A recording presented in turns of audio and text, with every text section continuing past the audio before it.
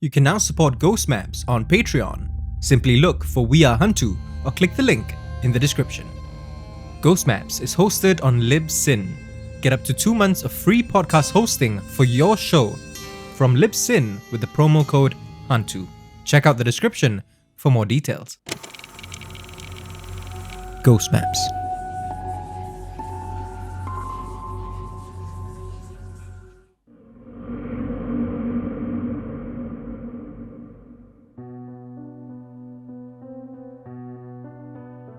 Veronica seems pretty lively, all things considered.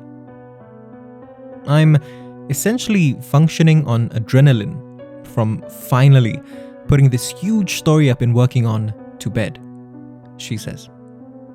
That and coffee, of course, she adds with a laugh. Lots of coffee. Veronica's a journalist. Chances are, if you've picked up a newspaper in the last 15 years, you've read her work before. Her hair's starting to show hints of white, and there are already some lines etched on her face. But those are only indicators of how the job's aged her. She might joke that she's fueled by caffeine, but in truth, she has an infectiously youthful energy about her. We'd spoken on the phone a few days ago, before meeting at this coffee shop in Bishan. On that call, Veronica related to me a little about her incident with the level of detail you'd expect from much older veterans in her field. I tell her that, to put it lightly, she's quite a storyteller. She laughs, waving off the compliment. All part of the job, she says, matter-of-factly. You want to accurately get the facts out there, of course. But in a lot of these accounts, you also want to bring out that human element. It's this sense of empathy that nearly got her into trouble back in 2015. As it turns out, finding the humanity in spirits can be a dangerous line to walk, she says with a smirk, just as our drinks arrive. I take that as my cue and place my recorder on the table. Before I can switch it on though, her eyes widen. She excitedly asks about its make and model, noting how old it is. I tell her that she's the first of my interviewees to show any interest in the recorder. And she laughs again. I've had a couple of recorders before, she says. These days, we all just use our phones, but it's always nice to see something a bit more old school. I switch it on, and she immediately leans in and goes, Test, mic check. I chuckle, then play it back for her. Love it, she says, with that youthful energy as she listens to the crackle of her own voice through the device. I switch it back to record, and she sits up straight, clearly ready to tell her story now. So, I ask her to start from the beginning.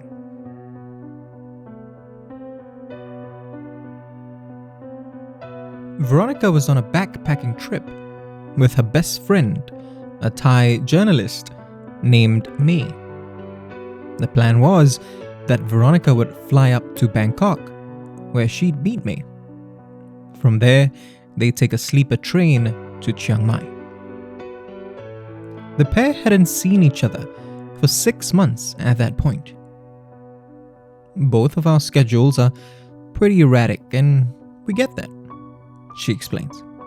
It's one of the reasons why we're best friends.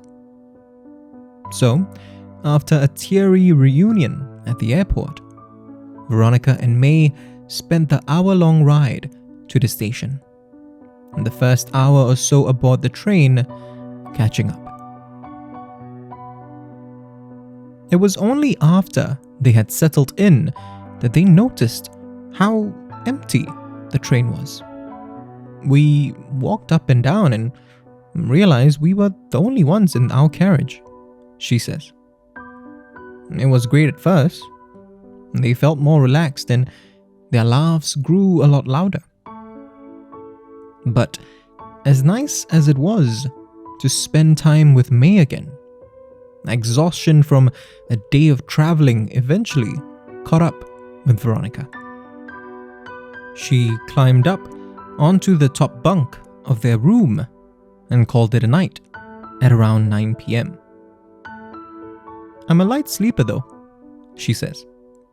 So I was vaguely aware of May doing her own thing, even after I turned in. Veronica drifted in and out of consciousness, while her best friend watched a couple of TV shows, checked her email, and even got some work done. By around 2 a.m., however, it was May's turn to head to bed. With the lights out, Veronica fell deeper into sleep until she was awoken by a voice.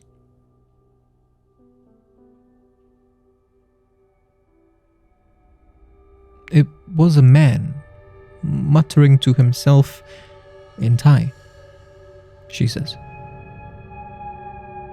The voice was coming from the corner of the room near the sliding door. I flipped over in bed to face that corner, she tells me, then adds, I wasn't fully awake yet, but I was awake enough to deal with an intruder, that's for sure. Whether it was the overwhelming darkness of the room or something else, however, Veronica couldn't see anyone there. And just as soon as she turned over, the voice had gone silent. I was an atheist at the time, so my first instinct was that I had imagined the whole thing. She shrugs. Some remnant from my dream that somehow echoed into the real world, I thought.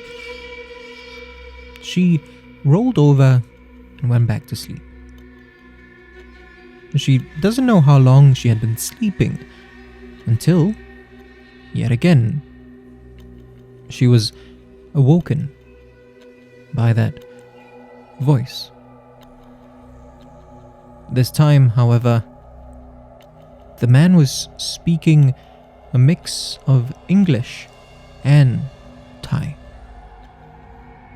Slowly, begrudgingly, Veronica rolled back over, still believing that this was all in her head. But as she faced that corner again, she was suddenly overcome with a sensation. She still couldn't see anyone, but she knew with absolute certainty that there was someone there. Veronica wanted to call out to me, as much for her friend's safety as her own. But something stopped her. Some force paralyzed her. She tried and tried to alert May, fighting back her own anxiety, knowing that her friend needed her.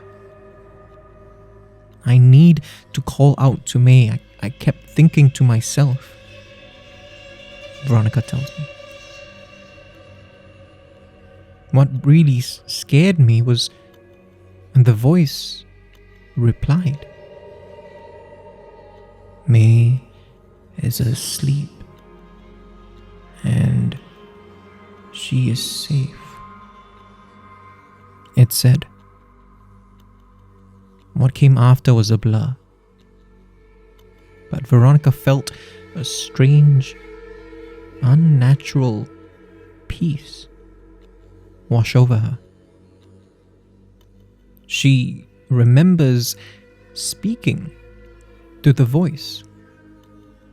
It was like we were chatting, and I started to feel sorry for it. I think I was even trying to console it.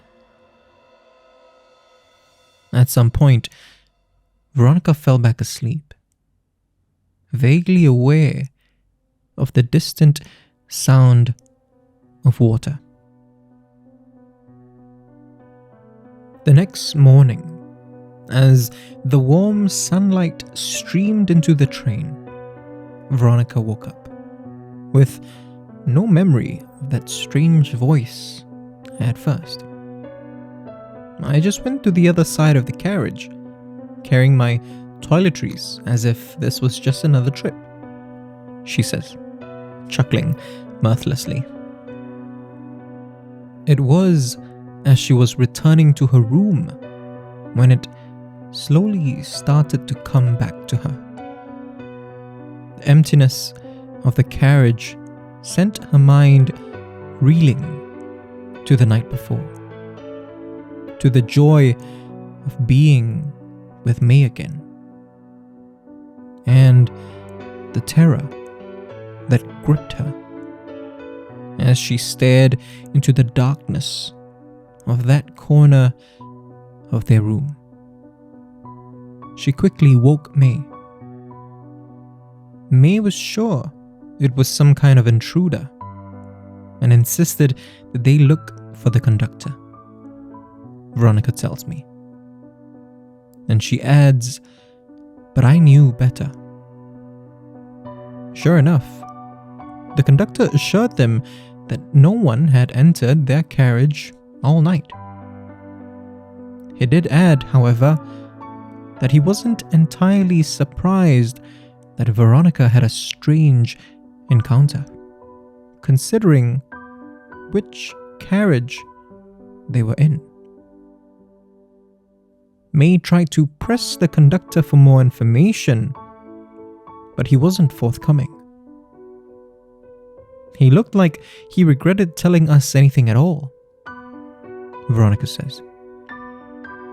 The pair headed back to their room, where May dug out her laptop and started researching the train they were in. She looked up its train reporting number, their carriage, everything. What they found explained more than Veronica had expected. In 1995, our train had collided with a truck somewhere near a river, Veronica tells me, her voice growing quieter. 50 people had died in the accident. The truck had irreparably damaged carriages 14, 15, and above. Those carriages had been replaced, but all the other carriages where many people had died remained in use. Our carriage, Veronica says in almost a whisper, was number 13.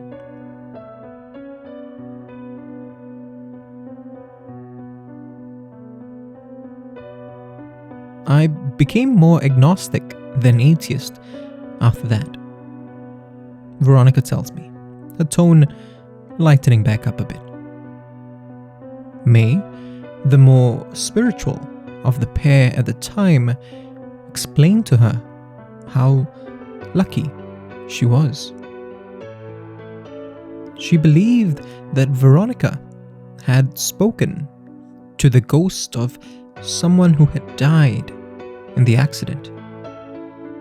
She said that even though the ghost didn't seem to have any malicious intent.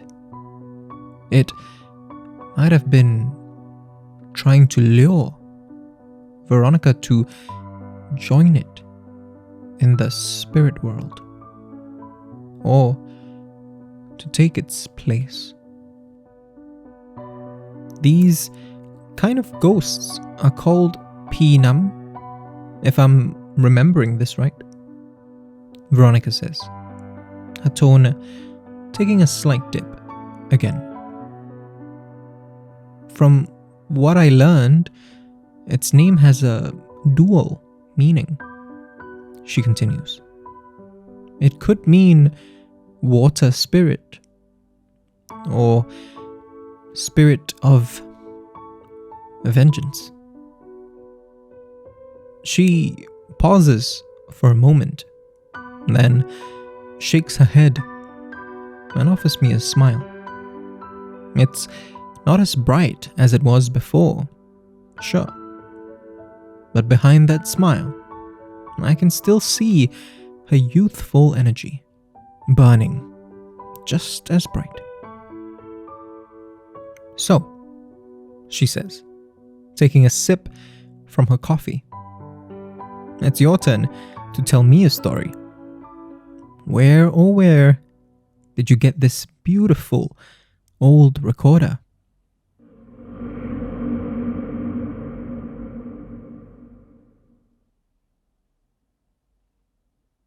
Inda proudly scrolls through photo after photo of her kids on her phone. She has 2 children back home in northern Java, a daughter and a son, both in their mid-20s now. Her daughter, she tells me, gave birth to Inda's first grandchild 6 months ago, a beautiful baby girl. A grandmother at 49? Not bad, right? She says, beaming. I nod, genuinely impressed. Inda's been working in Singapore for the better part of the last 20 years. She's watched other people's kids grow up, but missed most of her own children's lives. She still hasn't even seen her granddaughter in person. Yet, somehow, she's managed to keep her family together this whole time. I'm not saying it's been easy, but I've been lucky, despite all the challenges, she says. Those challenges, of course, include the distance separating them, but they also include the reason I'm meeting her this evening at a coffee shop in Tiong Bahru. Pregnancies are already difficult times, she says. When you throw in what happened to us, sometimes I wonder how we made it through. She pauses for a second, then turns to face me, looking even more assured than before. So, I place my recorder on the table and ask her to start from the beginning. It was 27 years ago in Cirebon. Inda was 3 months pregnant with her daughter. Like all young mothers-to-be, every day was a mix of excitement and worry. Would the child be healthy? Would she look more like her mother or her father? What would they name her? Would they have enough money to give her the life that she deserves? Inda's specific worry during this particular week was family history. Would their daughter inherit Inda's mother-in-law's thinning hair? Or would she eventually have to deal with high blood pressure like Inda's dad? Over dinner one night, Inda casually asked her husband, Budi, if there was anything serious from his side that she should know about. The seemingly innocent question shocked her husband for a second, before he stammered out a weak response and excused himself. Inda, however, wouldn't let it go. If there was something that could harm her unborn child, She needed to know. She pushed Budi for an answer, and he finally relented. His family had been cursed. Indah was skeptical at first, but she kept listening anyway. Budi didn't know all the details. An ancestor had offended the wrong person at some point or something like that. But as long as he could remember, many of the children in his extended family either died in the womb or early in life. No one would talk about how they died though. He eventually learned from an older cousin that a creature would terrorize the pregnant women and young children. A creature that looked like a woman with long hair and wore a white dress. Indah struggled to process everything she had just heard. He certainly believed it, she tells me. But I didn't want to. Because if it was true, then my child was in danger. And of course I was going to be ready to protect her, but it would have been so much better if there was nothing to protect her from in the first place. You know? Any lingering skepticism Indah had slowly melted away over the next few months of her pregnancy. Every other night, she would hear wailing from the trees outside their home. It wasn't the sound of an animal that she recognized. It sounded more like the cries of a woman. She would look out the window trying to see something, anything. But no matter how much she stared out into the black void of night, she saw no sign of the creature that taunted her. Not until the night she went into labor. As she arrived at the hospital that evening, she heard it again, faintly, in the distance. The sounds of a woman wailing. There was something different this time though. Budi seemed to sense it too, as he rushed her into the hospital's lobby. Just before they entered, however, Indah saw it. A figure in white, waiting, watching from the branches of one of the trees near the hospital. From beneath its long hair that covered its face, Indah could see that the creature was smiling hungrily.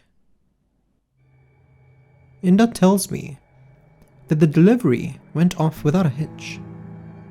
Throughout her stay at the hospital though, her husband stood watch, barely even allowing himself the chance to bond with his newborn daughter.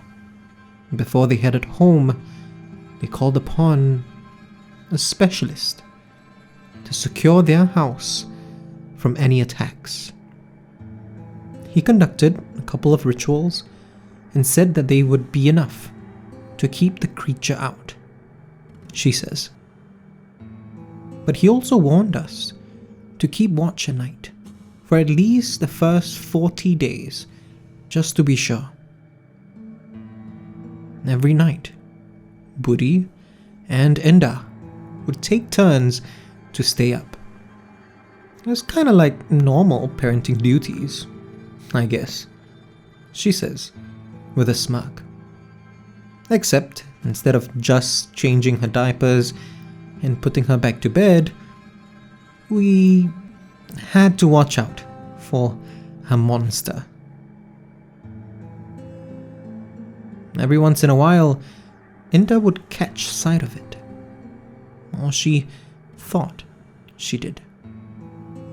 A flash of white in the pitch black darkness of the surrounding trees. Seemed to be moving closer and closer to their home, but always stopped before it got too close.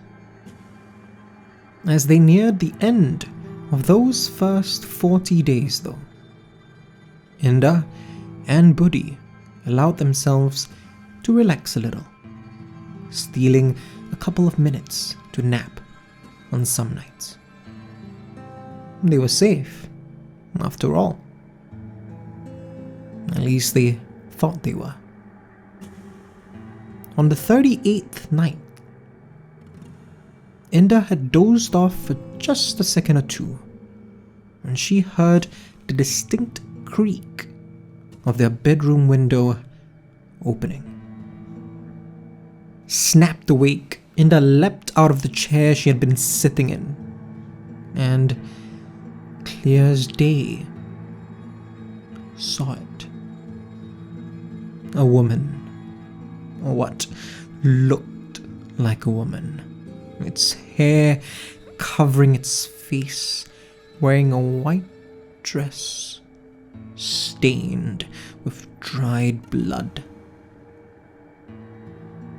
As Inda recovered from her shock, she realized that the creature's long, bony fingers were creeping into the room through the window. And that's when Inda did something that she still can't believe she did till this day. She stormed towards it. Quickly, the creature scurried away from the window and leapt to the nearest tree's branches. It was more likely the protections that the specialist had put into place that scared it away, Inda admits. But in that moment, she got a good look in the creature's eyes for just a second. And what she thought she saw was understanding. Maybe I'm imagining it, she says.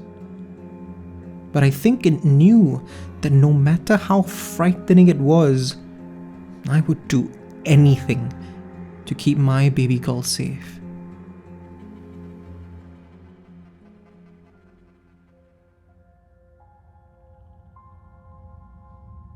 Inda tells me that they went through the whole ordeal again when she was pregnant with her son the year after. But that second time, she wasn't as afraid. Of course, I was still scared, but any fear I felt this time was not for my own safety or of the creature that had cursed my husband's family, she says. I was just more determined than ever that nothing was going to harm my family. I ask her if the curse has been lifted since then. She frowns, shakes her head slowly. And that frown, however, quickly gives way to that look of pride she wore while showing me photos of her children. My daughter was totally prepared when it was her time to become a mother, she says, beaming. He's excited. I can tell, even before he takes a seat across from me. Ernest introduces himself and orders his drink. He's not the first person I've known who's actually eager to tell a story about an encounter, but it's still always surprising. I tell him so, and he laughs. And it's a good-natured laugh. The kind of laugh someone who's had to laugh for far worse in his life. I get it, he says. But I can either be traumatized by it, or I can look on the bright side. I ask him, what is the bright side? He tells me that now he's got a true blue ghost story to tell. He says he never had one, all through national service or when he was growing up. And I survived, he says. I don't think I ever felt more alive as when I stepped onto the jetty in Chiang that Saturday evening. I ask him to start from the beginning.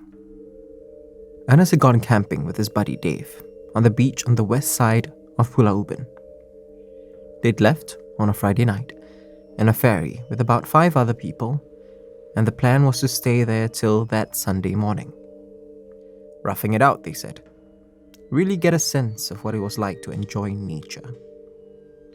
Of course, he would later recall with a laugh that they'd brought enough snacks to last them the weekend.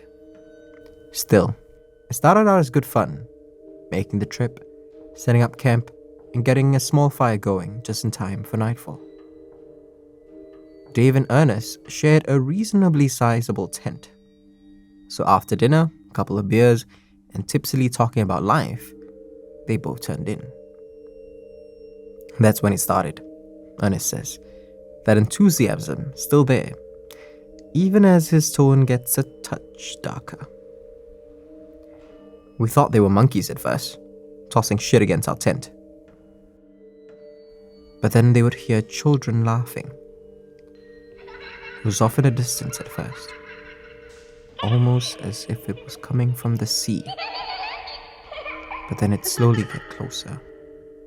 It never really got to be right outside the tent, but it got close enough that he couldn't ignore it. This went on for what felt like an hour, but Ernest knew it wasn't that long. Time seemed to be working differently. He tried to keep his wits about him, but Dave started to show signs of cracking. Let's just go out there and face it, he'd said. Better than this bullshit hiding. Ernest held him back, but that's when he heard it.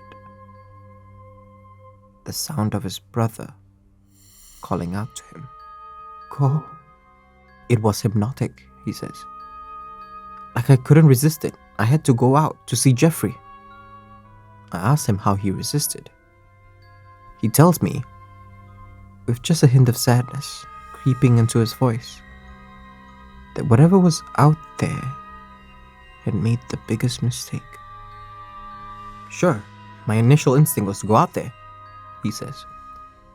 But the longer I held off, the more I thought about my brother, and the more I knew that he would have resisted if it had been my voice calling out to him. I nod solemnly, a gesture for him to continue. Ernest shook his head and pulled back. It was then that he realized that Dave was already huddled in a corner, covering his ears, shaking. Whatever was calling out to Ernest's friend was having better luck with him. Ernest sat next to Dave and put his arms around him, providing a tangible reason not to go out there, reassuring him that they get through the night. And they did. In the morning, the pair unzipped the tent and cautiously stepped outside. They thought they saw tracks in the sand, as if giant snakes had slithered up to where they were from the ocean. But they couldn't be sure. They had arrived too late last night and weren't really paying attention to the sand. Quickly, they packed up their equipment and tried to make their way to the jetty. It took them a while to find their way back, which Ernest said he didn't want to admit at the time was very strange. They had made it from the jetty to the beach without any problem in evening's fading light the night before. But it didn't make much difference, even when they finally figured out the path to the jetty. The ferries hadn't been able to come in all morning for some reason. An old uncle at the jetty made some ominous comment about something in the water. But when Ernest and Dave pressed him, he just stared out at the sea. When the ferry finally arrived, the two of them were the only ones to hop on board. By evening, they were back on the mainland. Dave didn't take it as well, Ernest says with a sigh. He tells me that whatever his friend heard, he didn't want to talk about. He never pressed him about it, but when Ernest came back, he had his own issues with his brother. I asked him again why, even with all the fallout, he was still so positive. He sips his drink thoughtfully, just shrugs. What am I supposed to do? Break down, he says. Might as well have stepped outside the tent that night for all the difference it would have made. He stares off absently. I imagine that's how the uncle at a jetty must have looked that day, seeing monsters that weren't there. Ernest shakes his head and his genial smile returns. Reminds me again that he now has a cool story to tell people about his camping trip to Ubin. I return the smile, but move on to more everyday topics before we part ways.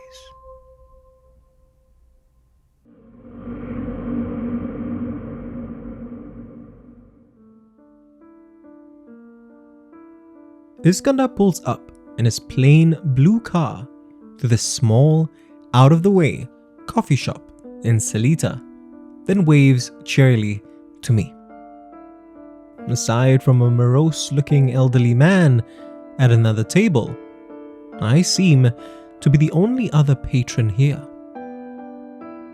As Iskandar takes a seat across from me, the Chinese drink stall uncle walks over and yells out a greeting in Hokkien.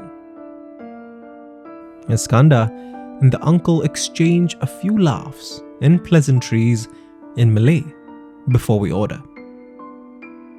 I hope you didn't have any trouble finding the place, Iskandar says. I tell him with a smirk that it definitely took me a while to get here. The coffee shop's signboard has clearly been faded for a long time. When I arrived earlier, I tried to ask the uncle for the location's name. The drink stall uncle chuckled and said that it hasn't had a name for so long that even if I knew it, it wouldn't make much difference. Located down a small dirt path after a series of twists and turns, Iskandar tells me that the coffee shop has a die-hard customer base that's kept it going for years. They're mostly taxi drivers and security guards, he explains. And that's why they're only open from 7 p.m. onwards. I ask Iskandar how he knows about it then. He smiles, shrugs, and says, "You're not gonna believe it, but I just love going on night drives." And I ask him why he thinks I wouldn't believe his explanation.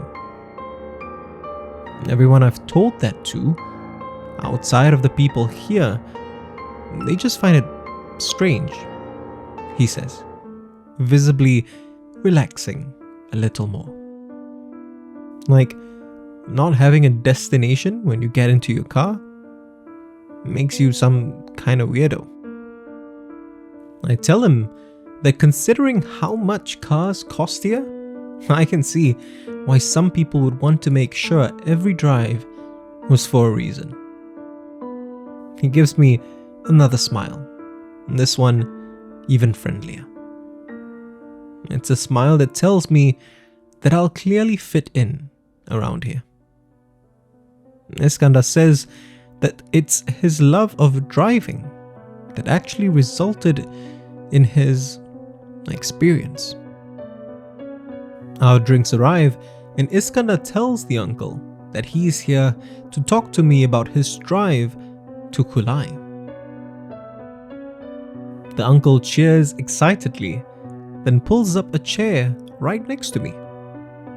And if ever there was a cue to get my recorder out, well, this certainly was it.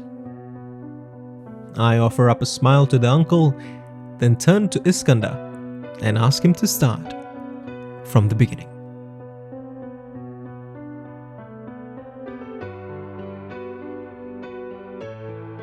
It was 2012. Iskandar had bought a car just 2 years prior. All his friends knew that if they ever had a late night craving or just needed some company at 3 in the morning, Iskandar was the guy to call. It was precisely why his primary school buddy, Tommy, had messaged him on a Wednesday, asking him if he was free late that Friday night. Tommy has never been the planning type, Iskandar tells me, sounding almost apologetic for his friend, then quickly adds, but he's a good guy nonetheless. Tommy had somehow learned about some rental houses in the town of Kulai in Johor that were going for a decent rate. He asked if Iskandar could drive him up to take a look at the homes. Tommy's elderly dad's Malaysian, you see, and he wanted to find an affordable place for him, Iskandar explains. Before committing to anything though, Iskandar had asked Tommy where he'd heard about these cheap rental houses. He also asked why they were supposed to go up to Kulai at night, specifically. Tommy's answers didn't exactly fill him with confidence. A friend of a friend had told him about it. These rental homes were cheap because they were legally dubious somehow. Iskandar had asked Tommy if he was sure that he wanted to do this. Tommy said that, yeah, he definitely did. At worst, it's a waste of time and we just find somewhere to grab a bite after, Tommy had said, his relaxed tone only worrying Iskandar even more. Still, Iskandar agreed, though more to keep an eye on his friend than anything else. Plus, if nothing actually happened, then at least he'd get a great night drive out of it. Iskandar and Tommy reached the Woodlands checkpoint at about 10 that Friday night.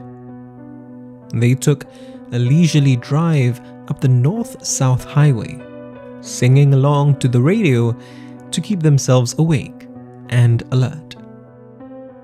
By the time they pulled off the highway into Kulai itself, it was around midnight. I had no idea where to go by that point.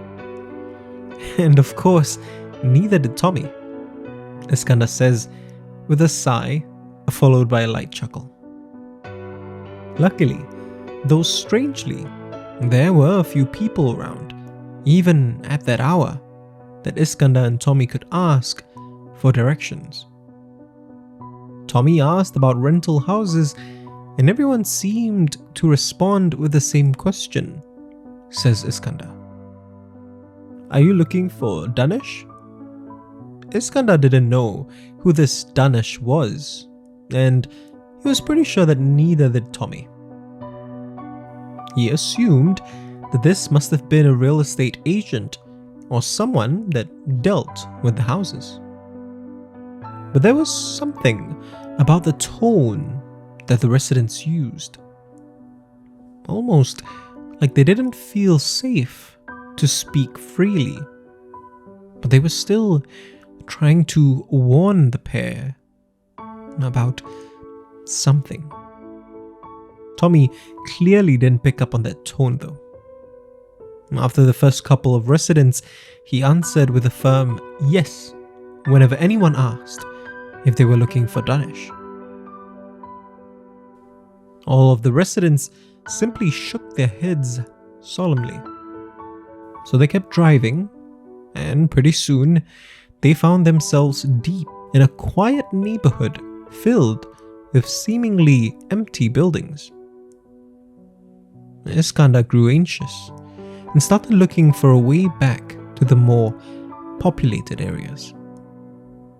Somehow, however, they found themselves instead driving up a dual carriageway that was surrounded by rubber trees on either side. The carriageway led up a winding pathway. And that's when they encountered their first sign of trouble, though not of the supernatural kind.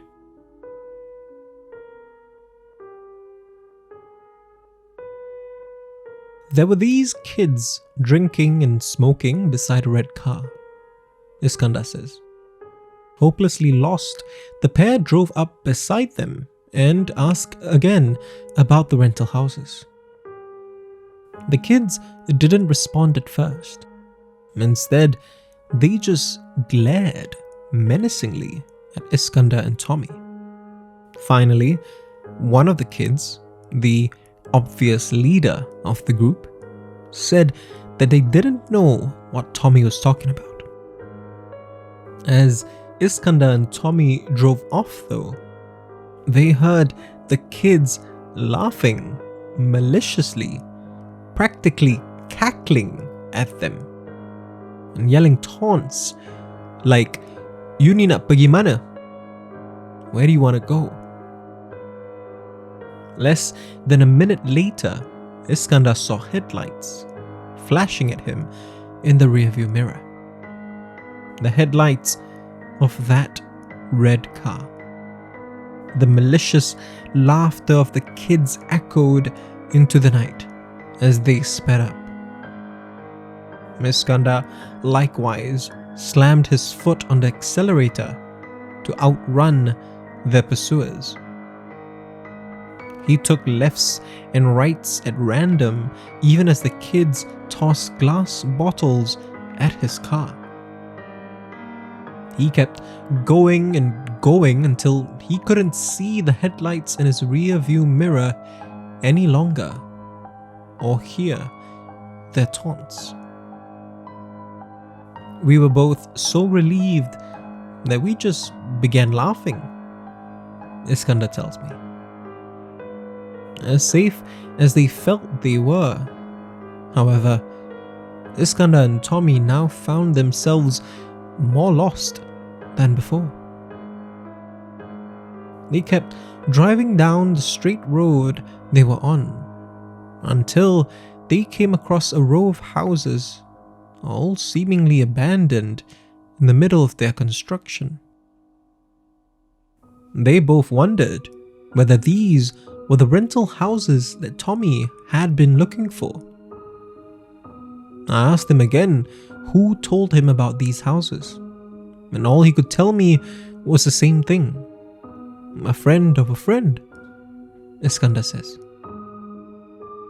The road eventually took them to a cul-de-sac, where among all the half-built homes, they saw, weirdly enough, an old beat-up two-seater couch on the pavement. They remarked about how odd that was at first, but as they drove closer, Tommy's demeanor started to change. His eyes widened and he was stammering while slapping my arm in a panic, Iskandar says.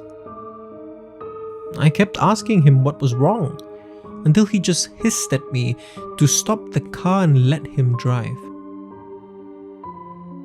Iskandar wanted to tell Tommy that there was no way he was gonna drive his car, not in the state he was in. But looking at his friend, seeing the terror in his eyes, Iskandar knew there was no way he was gonna be able to argue with him. So he did as Tommy said. After executing a speedy 3-point turn, Tommy sped out of that area. He kept driving, putting as much distance between that cul-de-sac and them as quickly as he could. Until eventually, much to Iskandar's relief, they approached a more populated area. From there, they were soon back on North-South Highway and returning to Singapore. When they got past the causeway, Tommy drove them to the nearest coffee shop he could find. Neither of them had said a thing for that entire 2-hour or so drive. Iskandar had tried to ask Tommy a couple of times what had happened, what he had seen, but Tommy would only raise a finger to his lips and shake his head. Once they sat down at the coffee shop, however, Iskandar couldn't hold his tongue any longer. Much to the shock of the other patrons, he yelled out, "What the hell, man?" Tommy didn't answer immediately though. He just shakily lit a cigarette. Not looking at Iskandar, he took a long drag off his smoke, then exhaled as his body sank down into his seat. He then asked, Did you get a weird feeling from that couch is?" Iskandar tried to joke that the entire night was weird, but Tommy raised his voice a little and asked him again, "Did you see anything on that couch is?" Taken aback, Iskandar said that he hadn't noticed anything strange about it. Still averting his gaze, Tommy said, "I saw something. Someone on that couch." Iskandar was confused at first, but then realized what Tommy was saying. "Someone?" Iskandar asked.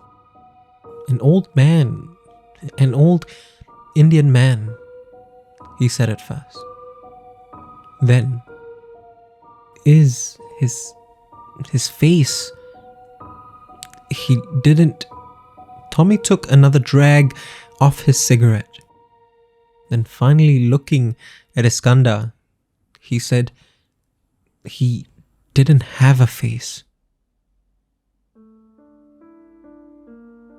Iskandar smiles and tells me that the drink stall uncle here, at this nameless coffee shop, has heard this story multiple times.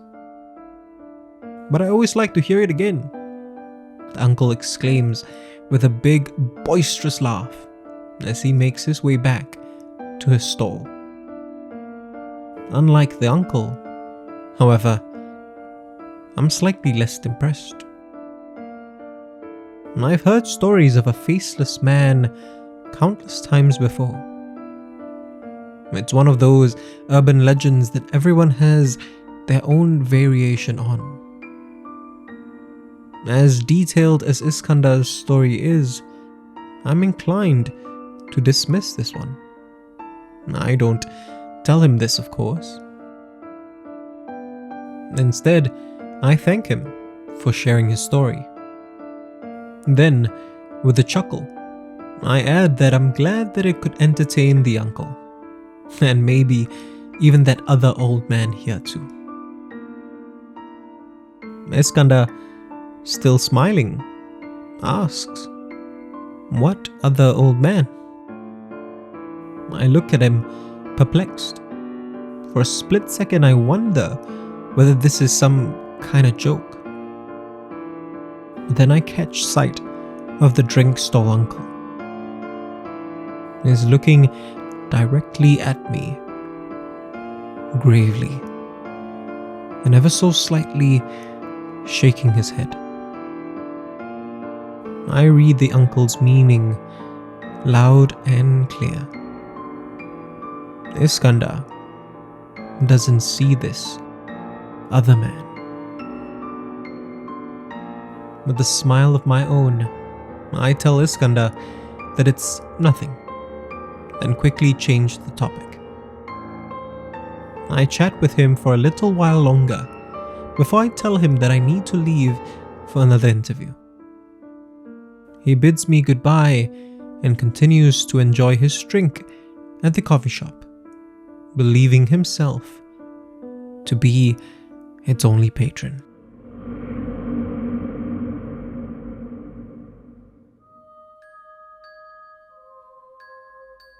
Joe Fernandez has been a cop for a number of years now.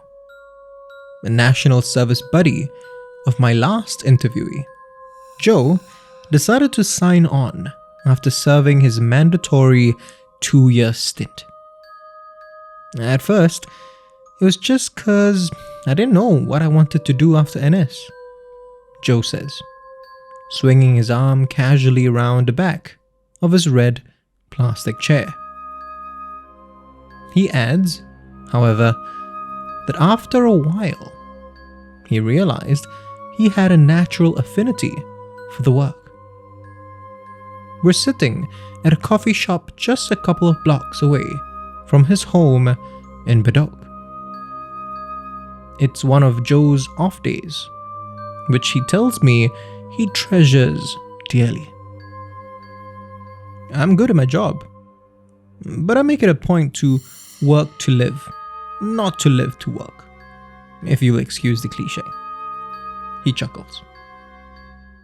Joe certainly seems like a pretty chilled out guy, which is surprising since his friend told me that Joe's seen more than his fair share of strange occurrences. It's just part of the job, he shrugs. When you do night patrols, you're sure to encounter some pretty unusual stuff. I ask him if it's ever affected him, and he gives me an easy smile. Not really, he says, but there have been times when it's come close. This particular incident, however, was definitely one of the most disturbing. So, with my recorder switched on and ready, I asked Joe to start from the beginning. 2 years ago, Joe was partnered up with a guy named Beng Huat. Beng Huat, Joe tells me, was a good guy, but just a little uptight. We got along great though, he says. I think we balanced each other's energy really well. That meant that Beng Huat was a positive influence on Joe when it came time to file their paperwork. But it also meant that during those quieter shifts, Joe encouraged Beng Huat to just relax a little. It was a Friday night during one of those quieter shifts when Joe and Beng Huat parked their car on a dirt path along Old Tampines Road. That stretch was known for illegal races sometimes, so we figured we'd just wait there, Joe says. At worst, we'd have to deal with a couple of joyriders. At best, it'd be nice and peaceful, you know? Even though the famously creepy road had been developed a little more over the years, Joe says that there was nevertheless a certain aura to it, especially at 3 a.m. It wasn't exactly super unnerving, but I mean, come on, it's still Old Tampines Road, Joe says. It was around that hour when Beng Huat spotted an old woman slowly approaching their car. The woman was wearing flip-flops, loose-fitting trousers, and a plain t-shirt. Her graying hair was cut short, and her age showed in the many lines on her face. Neither Joe nor Beng Huat saw where she had come from. It was as if she just appeared out of thin air. Joe reasoned that they weren't paying attention, but Beng Huat felt that there was something off about the whole situation. Eventually, however, Joe convinced Beng Huat that they should speak to the old woman. She was staring blankly ahead, Joe says. She looked like she was totally out of it, like she was lost and didn't even realize that she was lost. The pair waved and called out to the old woman as they got out of their car and made their way towards her. In both Mandarin and Malay, they asked her why she was wandering around alone at this hour. Still, no response. Finally, after a minute or so of trying to get an answer from her, Joe asked her for her identity card. She seemed to understand this. She fished out her IC from her trousers pocket and handed it over. Joe jogged back to their vehicle. He radioed their HQ and read out her IC number to find out if the old woman had a history of just wandering off. After he had done so, HQ asked him to read the number again. His colleague's voice on the other end of the radio, sounding a little perplexed. Joe relayed the IC number once more. There was a pause. Before Joe's colleague, his voice now shakier, asked, Are you sure? Joe, more annoyed than anything else, said that of course he was sure. He read out the number one last time. His colleague told him that the number can't be right. This woman, his colleague said, died 10 years ago.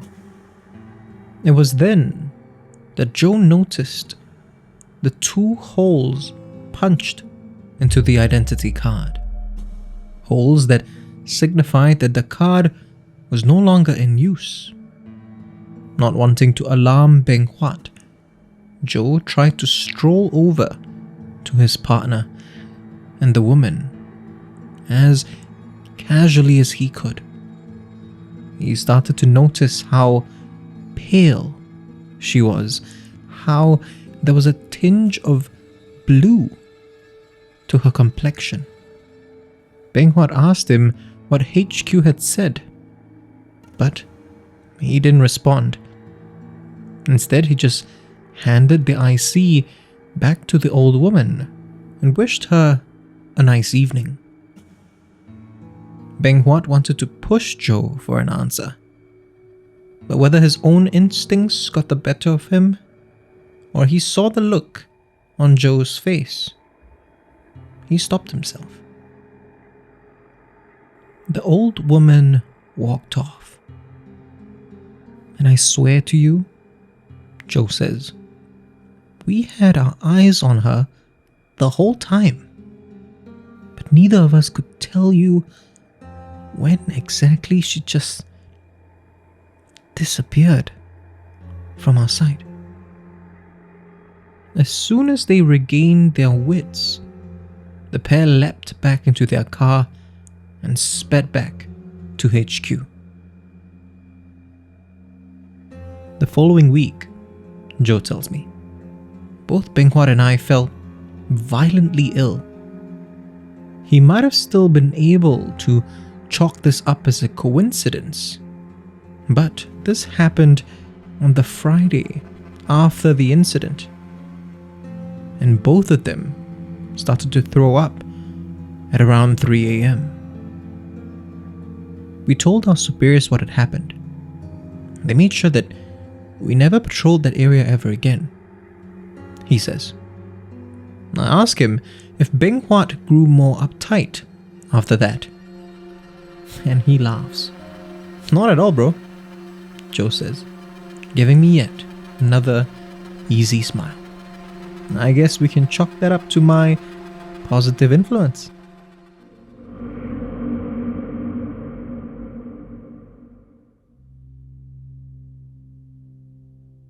Rita's my second interviewee on this chilly Hungry Ghost Month evening. When she arrives at the coffee shop in Ubi, I'm struck by how deliberate she is. And that's the best way I can think of to describe it. She moves only when she absolutely needs to, and says only what she feels needs to be said. As we order our drinks, I worry this means I'll have to coax more information out of her. Soon, however, I realize that while she may not say much, every word she utters is incredibly well chosen. I point this out to her, and if she's surprised or amused, she certainly doesn't show it. Instead, she pauses for a moment, then explains that it's something she's learned over time. When you consciously avoid malicious entities, meticulous planning becomes second nature, she says. Rita has the third eye, the ability to see spirits and other supernatural creatures. It wasn't something she was born with, and certainly not something she sought out. She was introduced to me by a mutual friend who told me that I might be interested in the story behind her third eye, a story that dates back to Rita's childhood. I ask Rita if it's alright if I record our conversation, and she gives me only the slightest nod. I then place my recorder on the table and ask her to start from the beginning. Rita grew up in a sizable home in Kota Kinabalu, Sabah. It was a home that was built from the money her grandfather made through the family business. As a child, she wasn't entirely sure what that family business was, though. It seemed to have its fingers in everything, from manufacturing to shipping. Whatever the true nature of the business, however, it paid for the family's lavish lifestyle and the best education that money could buy. When Rita turned 15 in 2002, though, her father, who was her grandfather's eldest son, explained to her how their family gained their fortune. He told her that half a century ago, her grandfather had made a deal with an entity, a dark spirit that could provide for her family nearly limitless financial gain. But there was a catch. The creature needed her grandfather to feed it several vials of Rita's father's blood every year during the Hungry Ghost Month. Pretty soon, Rita's grandfather would retire, and her father would take over the business. But that wasn't the only thing he would inherit, though. As the eldest child of the head of the company, Rita would have to give her blood to keep the entity happy. Her father, however, knew firsthand the kind of trauma that this ritual could inflict upon his beloved daughter. Emboldened by the fact that he had found religion, Rita's father was intent on breaking the cycle and freeing his family from the entity once and for all. This proved much more difficult than he had hoped, though. The entity lived in a cave in the middle of a jungle south of the city. Rita and her father made most of the trip in one of the family's jeeps, then trekked for about 3 kilometers through lush greenery. The directions to this cave were etched into Rita's father's memory, thanks to the sense of dread it had filled him with as a child. As Rita and her father grew closer to the cave, she felt that dread creeping up on her too. She noticed that the plants and trees now seemed to either be dead or dying. The ambient noise of the jungle, from the chittering of animals to the sound of the leaves rustling in the wind, had eerily gone quiet. Finally, reaching the cave, Rita's father braced himself with a deep breath, then yelled out, trying his best to keep his tone level. "Come out! It's Benny's son!" The silence that filled the air remained undisturbed for only a moment. From within the cave came a growling, almost like a cough. Rita could see nothing. The interior of the cave was hidden in shadows. Shadows that weren't so much made up of darkness, but the complete absence of light. It was from within those shadows that two gnarly old arms reached out hungrily. Her father instinctively pushed Rita behind him and stepped forward and said that the deal would not continue. The old arms stopped reaching out, but seemed to shake with anger. For the first time since about a kilometer ago, wind rushed through the jungle, shaking the branches of the dead trees, filling the area with an ominous creaking. Rita gripped her father's shirt, terrified. A voice came from the shadows of the cave. It sounded like a very old and sick woman. "Anda mesti membayar. You must pay." Rita's father said that he was fine with losing the fortune. The voice only laughed and wheezed. It told him that he would keep the wealth, but there was a heavier price. And somehow, deep inside her soul, Rita knew immediately that she had to be the one to pay it. As they walked out of the jungle, Rita started to notice eyes watching her from everywhere. Some of them were curious.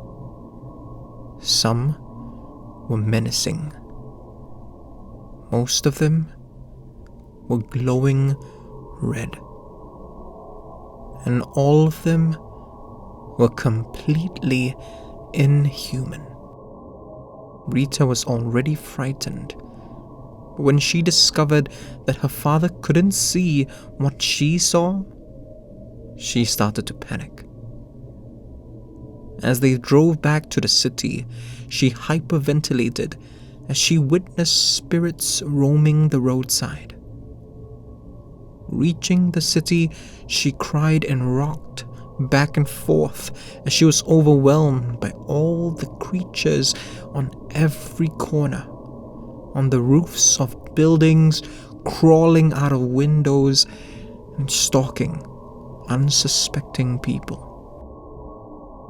Rita couldn't sleep that night, even with her parents by her side. She hadn't been able to clearly see what was hiding within the shadows of that cave. But she saw, in horrifying detail, every single creature that hid within the shadows of her room and her home. and they all saw her. She screamed and screamed until morning, when she finally lost her voice and collapsed from exhaustion. Rita's parents brought her to several specialists in Sabah and all around Malaysia. None of them could figure out how to close her third eye. Whatever had opened it, they all said, was more powerful than anything they had ever seen. Eventually, Rita's father learned of a man in Indonesia who might help. He couldn't close my third eye either, Rita tells me. But he taught me how to control it. It suddenly strikes me then why Rita is so deliberate with her movement and words. It's not a result of her steering clear of questionable locations. It's because she's constantly on guard to stop herself from seeing more than any one person should ever see. And in this month, when the spirits roam our world more freely, I couldn't even begin to imagine what she must be going through, no matter how much training she's had. I quietly observe her for a moment or two and start to notice that her left eye twitches every few seconds. I wonder what she's seeing, but then silently chastise myself. As much as I collect these stories, I don't ever want to see the world through Rita's eyes. I'm left with this thought as Rita leaves and I wait for my next interviewee to arrive.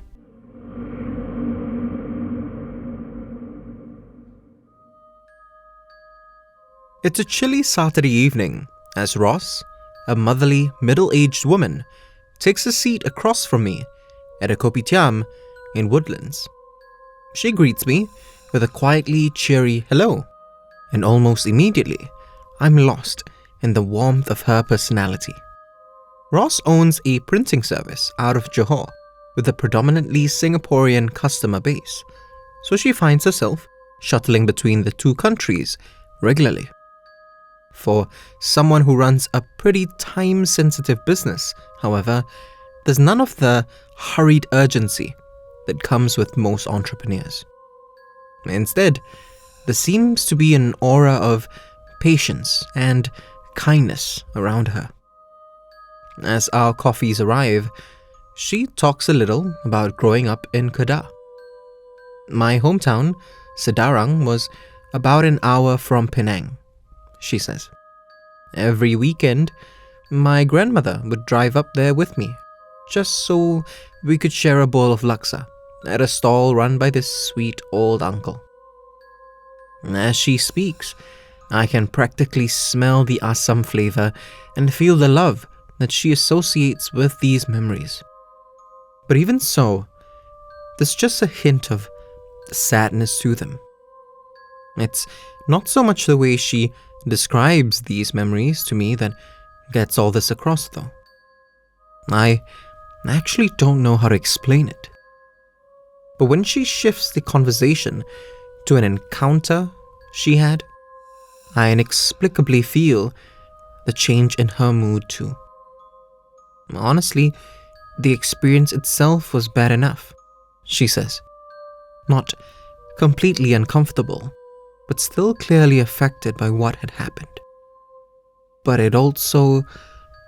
And she trails off for a second, shrugs, and composes herself, and then continues with an apologetic smile.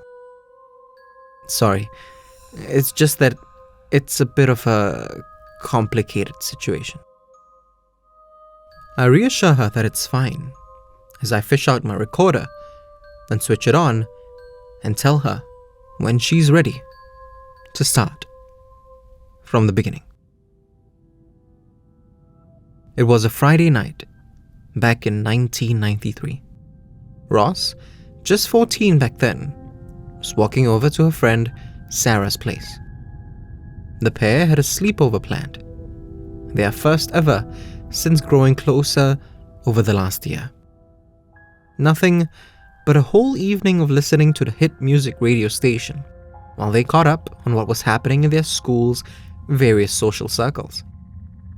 As Ross approached Sarah's home, she saw a man whom she assumed was Sarah's dad, waiting for her at the gate. From across the street, she waved and introduced herself. Sarah's father smiled at first, but as she got closer, his expression changed. He seemed to be glaring angrily at something just behind her. Ross glanced over her shoulder, but saw nothing there. She turned back to Sarah's dad, who was cautiously opening their front gate. "Apa yang korang bawa ni? What are you bringing here?" He seemed to be asking this of Ross, even though his attention wasn't focused on her.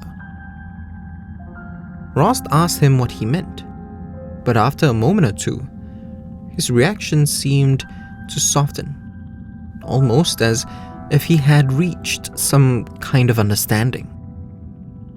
He ignored Ross's question and instead welcomed her in more warmly, just as Sarah came out to greet her.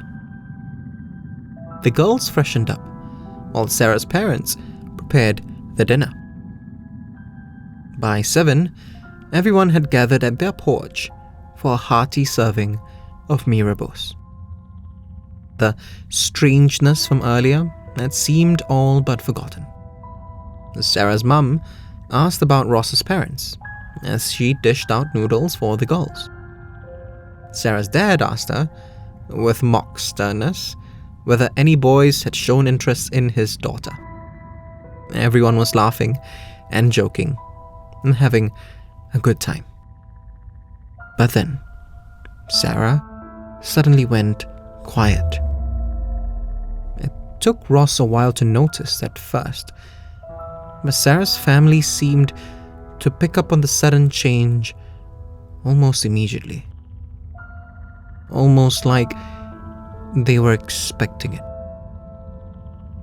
Ross tells me that Sarah's parents have been hiding a secret from their daughter. Every couple of nights, she'd be possessed, she says, uneasily.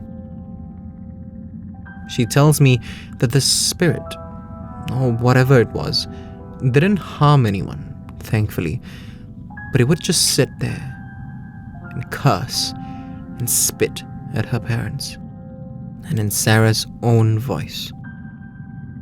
That hurt her parents more than any physical attack could have, she says. And I find myself feeling the sorrow in her tone. Every time Sarah eventually came to, she would have no memory of the possession. Sometimes she thought she had just dozed off. Other times, she wasn't even aware of the time she had lost. Her family chose to keep this from her, hoping to deal with it before she found out the horrible truth. Ross says that Sarah's dad had contacted a few people to try and coax the spirit out of her, to get it to leave her alone, but no one seemed to be able to keep it away. What Ross didn't realize at the time was that her family had hidden something from her too. Sarah's father turned towards Ross. He pleaded with her, while again not focusing on her. Confused, Ross asked him what he was talking about. Sarah's father looked just as perplexed for a second, seemingly baffled by Ross's own confusion. Kau tahu kau ada saka? Do you know that you have a saka? A saka is a kind of jinn, Ross explains. One that belongs to people and can be used for good or ill. She continues, it's been said that it's passed down through generations, that it can heighten people's emotions, making them more sensitive towards others. Ross knew none of this at the time, though. All she knew was that she wanted to help her friend. Sarah's father pleaded with the Saka through her to help. Ross said that she would, but she didn't know how. Sarah's father, however, had been learning more about the supernatural ever since the possessions first started. He asked Ross to sit in front of his daughter. This clearly made whatever had possessed Sarah nervous. With Sarah's voice, it snarled at Ross, yelling curses at her. She didn't sound possessed, but Ross wished that she did. That's how I know how badly it hurt Sarah's parents, Ross tells me. Her sadness so palpable that I can feel her hurt too. Sarah's father placed his palms on Ross's neck and started praying. For a while, nothing happened. The spirit's taunts were louder than anything else, louder than Sarah's mother's sobs and cries, louder than her father's prayers. And then, just as suddenly as before, silence. Sarah stared at Ross for a second, saying nothing.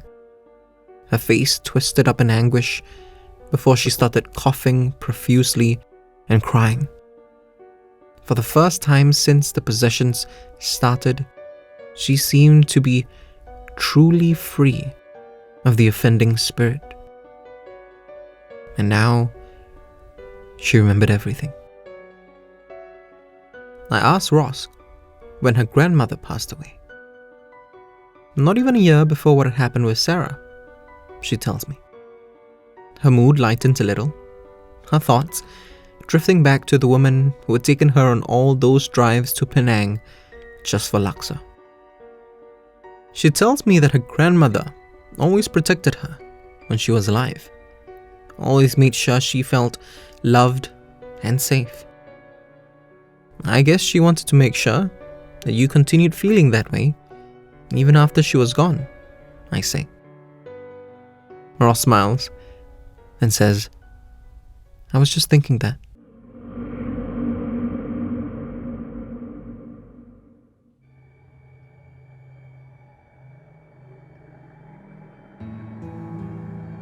Alan's arms are scarred with reminders of his past. For the last 20 years, he's run a small electronics repair business where his biggest concerns have been making rent and paying his employees. They're not exactly trivial matters, he tells me, but they're certainly not as pressing as the kinds of things he faced as part of a gang back in his younger days. He rubs the marks on his arms, some of them lasered off tattoos, and some of them scars he'd earned from clashing with knife and parang-wielding rivals. I ask him what finally turned him away from that life, and he smiles. 2 women, he says. One of them, he tells me, is his partner, Celine. It wasn't an easy road for them, from meeting and falling in love to leaving behind a world of violence, starting a family. But Celine made it all worthwhile, he says, flipping out his phone to show me pictures of them together over the years. As he scrolls through the photo gallery, I ask Alan who the other woman was. He doesn't say anything. Instead, he lowers his head a little and puts his phone away. His smile slips, only slightly, as he starts to rub his arms again, thoughtfully. I don't repeat the question. I simply give him a moment and switch my recorder on and tell him that when he's ready, he can start from the beginning. It was the early 90s. Alan was returning home at around 11 p.m. from a date with Celine that ended pretty much how most of their dates ended back then, with an argument. He was fuming, but as always, he was angrier more at himself than with her.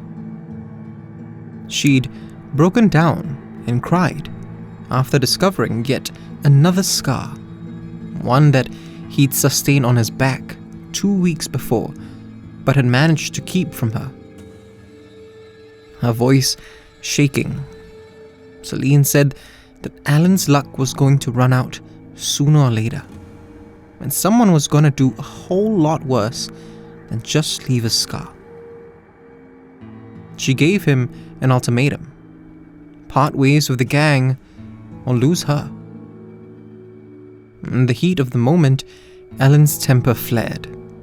With as much venom in his tone as he could muster, he told Celine that his brothers had been there with him long before he'd met her, and he promised that they'd be there long after her too. Alan stormed off, leaving Celine in tears, and regretted it almost immediately. He didn't mean what he'd said, of course. The truth was that he actually wanted to leave the gang, but she just didn't understand how difficult that was going to be. The walk from the bus stop to his flat in Ubi took about 15 minutes. It was generally well lit, but there was a short, gloomy stretch on a small road that seemed to be perpetually shrouded in darkness, even during the day. Alan had been frightened of this stretch when he was much younger, scared of monsters lurking in the shadows, waiting to reach out and devour him. But as time passed, though, that fear all but vanished. By his early 20s, walking down that small road on most nights would just remind him of simpler times. On this particular night, however, lost in his anger, he barely even noticed that he'd started down this stretch. He hadn't been paying attention to his surroundings at all, really, until a chill shook him out of his thoughts. It wasn't windy that night, he tells me. There wasn't a breeze blowing through, and the leaves on the trees were all completely still. And yet, Alan began to shiver. As this cold gripped him, he started to grow aware of a sensation, a feeling like he was being followed. The hairs on the back of his neck stood on end. He'd spun around a couple of times to see if there was anyone behind him. Nothing, except that nagging feeling, just a glimpse of what looked like a plain white dress gliding in the air around him, always in his periphery. It's your imagination, he thought, shaking his head. You're exhausted from that fight with Celine. But even as he chuckled and chastised himself for making a big deal out of nothing, Alan's pace nevertheless began to pick up. Eventually, though, as he neared the end of the stretch, he couldn't deny it any longer. Darting his head around one last time, he finally managed to catch sight of it.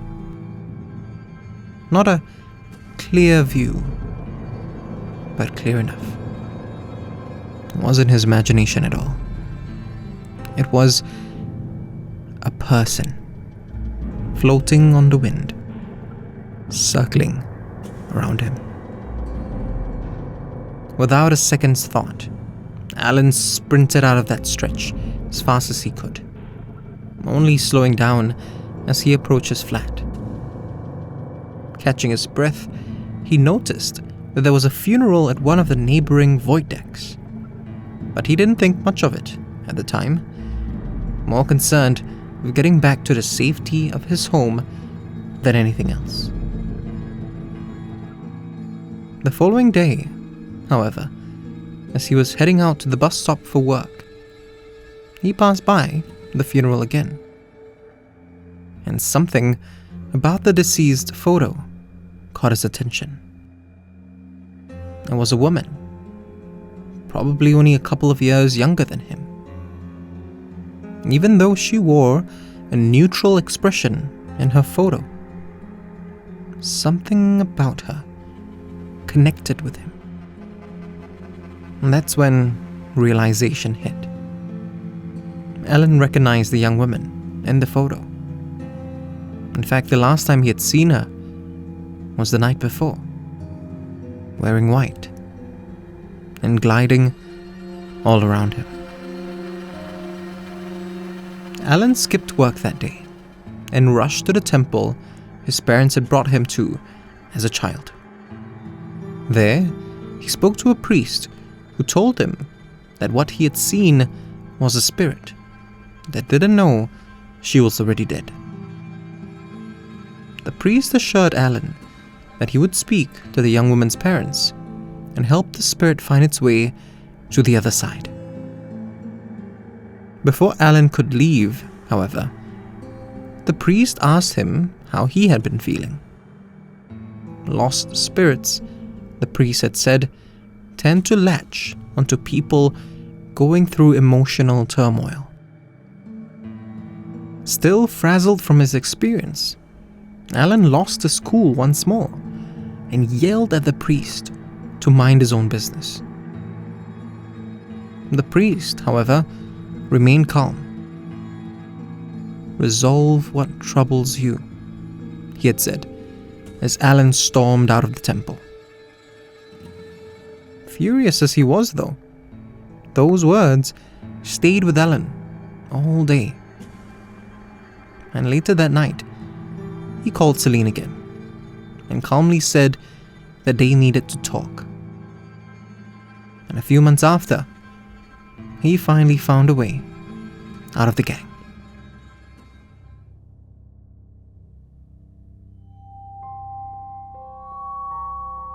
We actually reached out to that young woman's parents a couple of years after Celine and I got married, he says, his head still tilted down slightly. He continues, "They took it surprisingly well. Enough time had passed, I guess. But still, I broke down into tears when I told them about how, even in death, their daughter had changed my life." Alan says that he and Celine still visit the woman's grave every year on the anniversary of his encounter. Finally, he looks back up at me, the warmth returning to his smile, and I notice that he's even stopped rubbing his arm. The funny thing is, when I saw her face that night, of course I was scared, he says, but I soon realized that even in that moment, I knew it wasn't just her that was lost.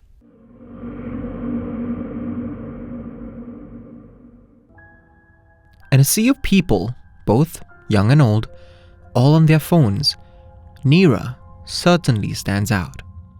She's sitting at the alfresco area of a Holland Village cafe.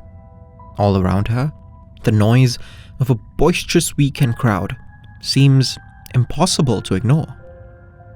But there's Nira, totally unfazed, and completely engrossed in the book she's reading. Getting in touch with Nira wasn't exactly straightforward. Because of what had happened to her, she hasn't had a mobile phone since 2010. So there are stretches of her day where she's completely uncontactable. I greet her and order myself a plain black coffee. She orders herself another latte.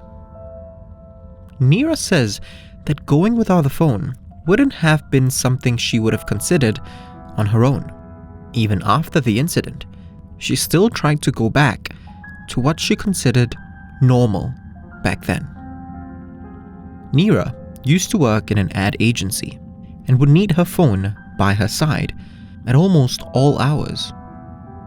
Eventually, however, the stress of work, mixed in with the trauma of what had happened, was just too much for her to take. "I'm a security guard now," she says, with a bright smile.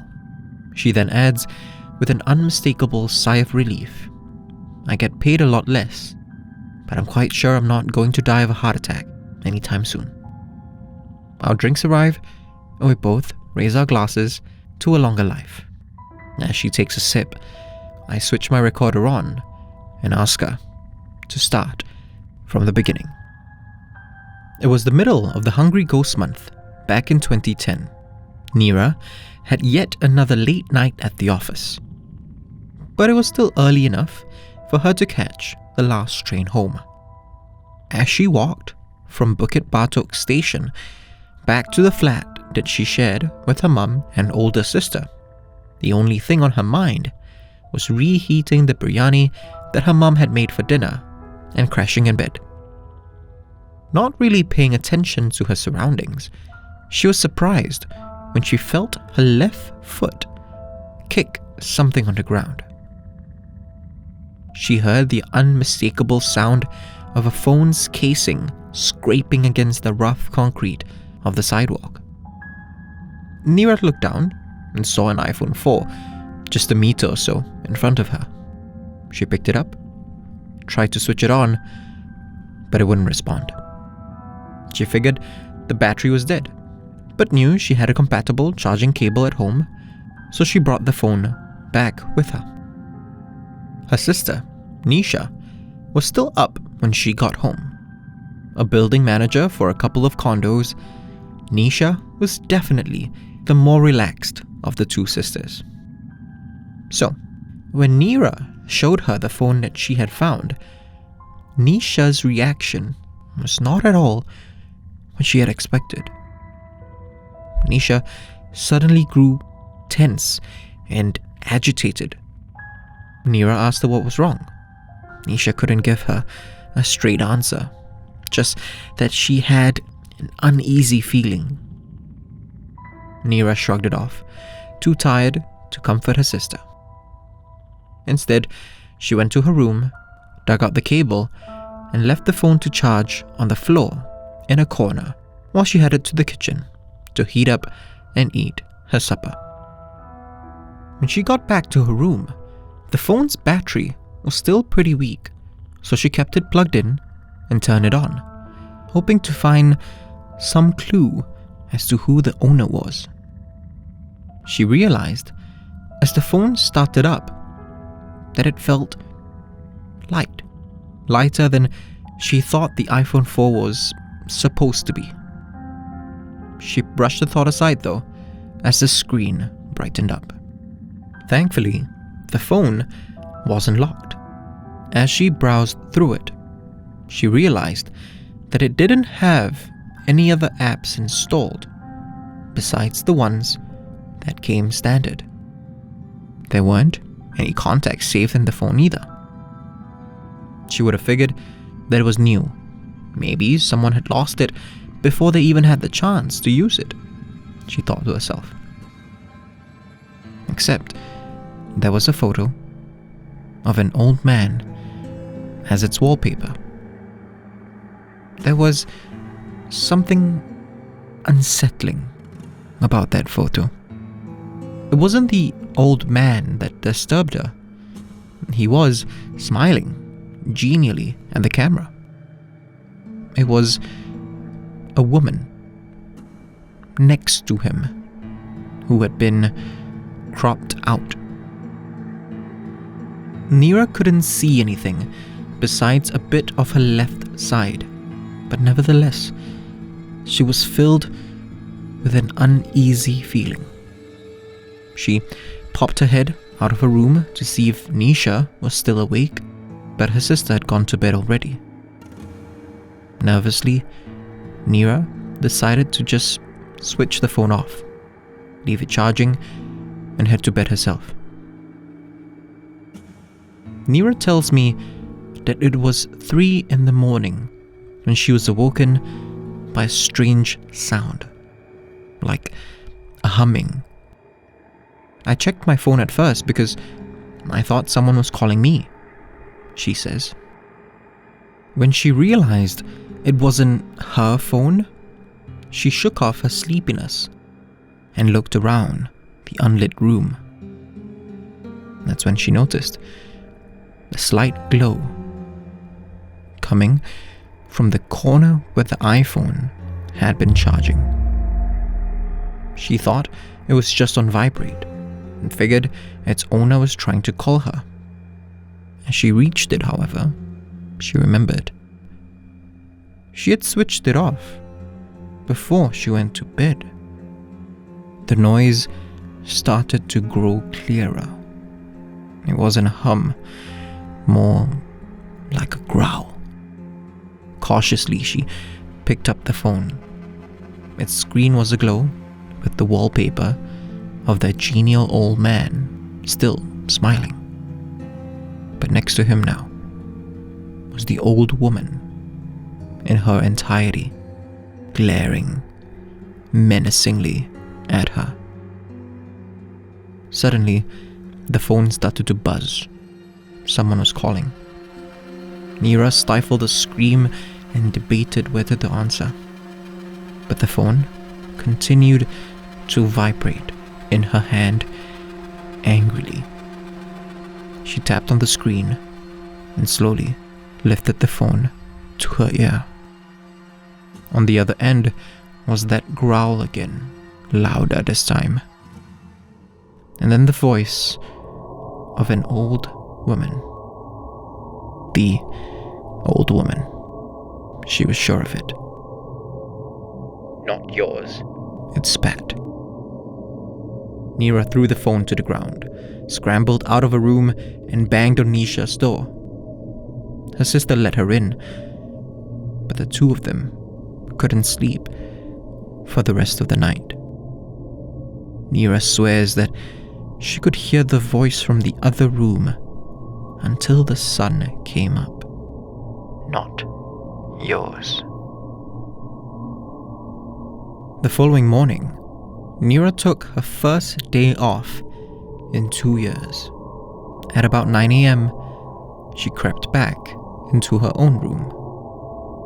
In the corner, lying on the ground, was not an actual iPhone 4, but a paper recreation of one. Together with Nisha, Nira retraced her path from the MRT station to their flat. Very near where Nira had found the phone the night before, they discovered a plate of food and some joysticks reverently placed along the sidewalk. Nira apologized, placed the paper phone next to the food, and headed back home.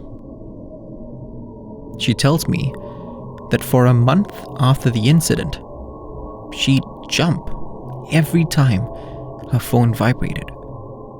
She started getting chest pains, but she knew they weren't from any supernatural causes, just anxiety.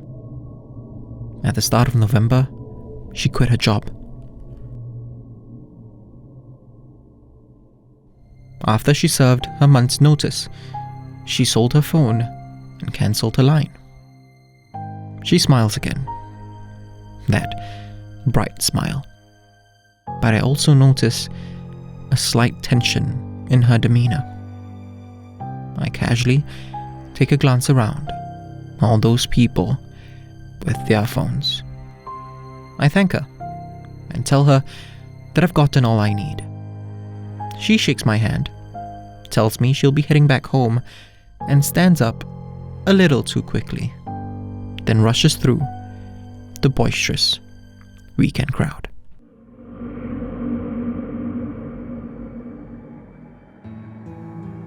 Anna looks tired as she takes a seat across from me at a Tiong Bahru coffee house with a soy latte in hand. I ask her if she's had a busy day. She laughs and says, "What do you mean had? I'm heading back to work after this." Anna's a creative director at a tech startup, which means that, as she puts it, she practically lives in the office. I ask her whether that puts a strain on her marriage. She smiles affectionately and shakes her head. As long as she looks after her health, she tells me, her husband doesn't give her too much grief about it. He knows it's what I love to do, and, like it or not, he gets that the late nights are just a part of the job, she says, taking a sip of her latte. She adds with another laugh, however, that he won't stop by and visit her in the office anymore. Not after what had happened, anyway. It was Anna's husband, Edgar, that actually suggested she meet up with me. I ask her why Edgar didn't join us, since he's a part of this story too. She chuckles and tells me that he usually clocks out on time. So, he'd rather not have the incident on his mind just before he heads back for an evening at home, with no one else but the cat around. I smile politely.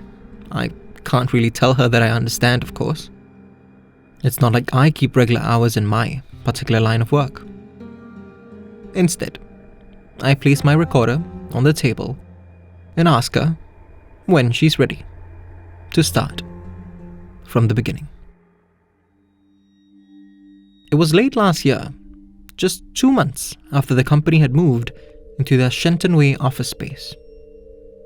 The vending machines and the bar were fully stocked. There was a pool table, a video game room, and even a modestly sized gym. More importantly though, there was still an air of excitement among the relatively small team. People were gladly working overtime, driven less by deadlines and more by the kind of enthusiasm that comes from being on the ground floor of something new. Still, by around 11 on this particular Wednesday night, almost everyone had gone home. Well, everyone, except for Anna, that is, who was hoping to get a head start on a project. In the last 2 decades or so, Anna had worked in everything from office towers to shop houses. The only time she'd ever experienced anything out of the ordinary at night was when she encountered a rat in an office pantry a few years ago. So, when she felt like she was being watched, she tried to shrug it off. She was tired, she reasoned. She wasn't the young, hungry creative she used to be. Hell, she said out loud, I'm just not as young as I used to be. She chuckled to herself, a little louder than she normally would, hoping that it would distract her from that unsettling feeling that she wasn't alone. Just before midnight, though, she was startled by the buzzer at the front door. It was Edgar. He decided to surprise her by dropping by with some satay from Lau Pa Sat. She told him it was sweet of him and that he really didn't need to. She didn't want to tell him the truth because it felt silly now that she wasn't alone. But the truth was that she was deeply relieved that he had shown up. Edgar gave her a loving peck on the cheek, but then his eyes widened as he took in the sight of Anna's work desk. Scattered messily amongst her notebook, tablet, desktop setup, and secondary monitors were 5 crushed cans of soda. Edgar grunted disapprovingly as he waved one of the cans accusingly at her. But Anna only shrugged. "The sugar keeps me going," she laughed. Edgar rolled his eyes as he tossed the can he was holding into the basket beside her table. The couple had their supper in the pantry, enjoying the view of the city. If Anna was being honest, she tells me that used to be another reason why she didn't mind working late. Not just for the work itself, but to see the skyline all lit up. After supper, Anna decided that she'd call it a night. So while Edgar headed to the bathroom, she washed up the plates. She'd barely finished when she heard Edgar call out to her from the direction of her desk. There was something in his tone that concerned her. It wasn't fear. At least, not yet, anyway. Anna jogged back to her desk, wiping her hands on her jeans. But when she got there, she didn't notice what Edgar was staring at. Not at first.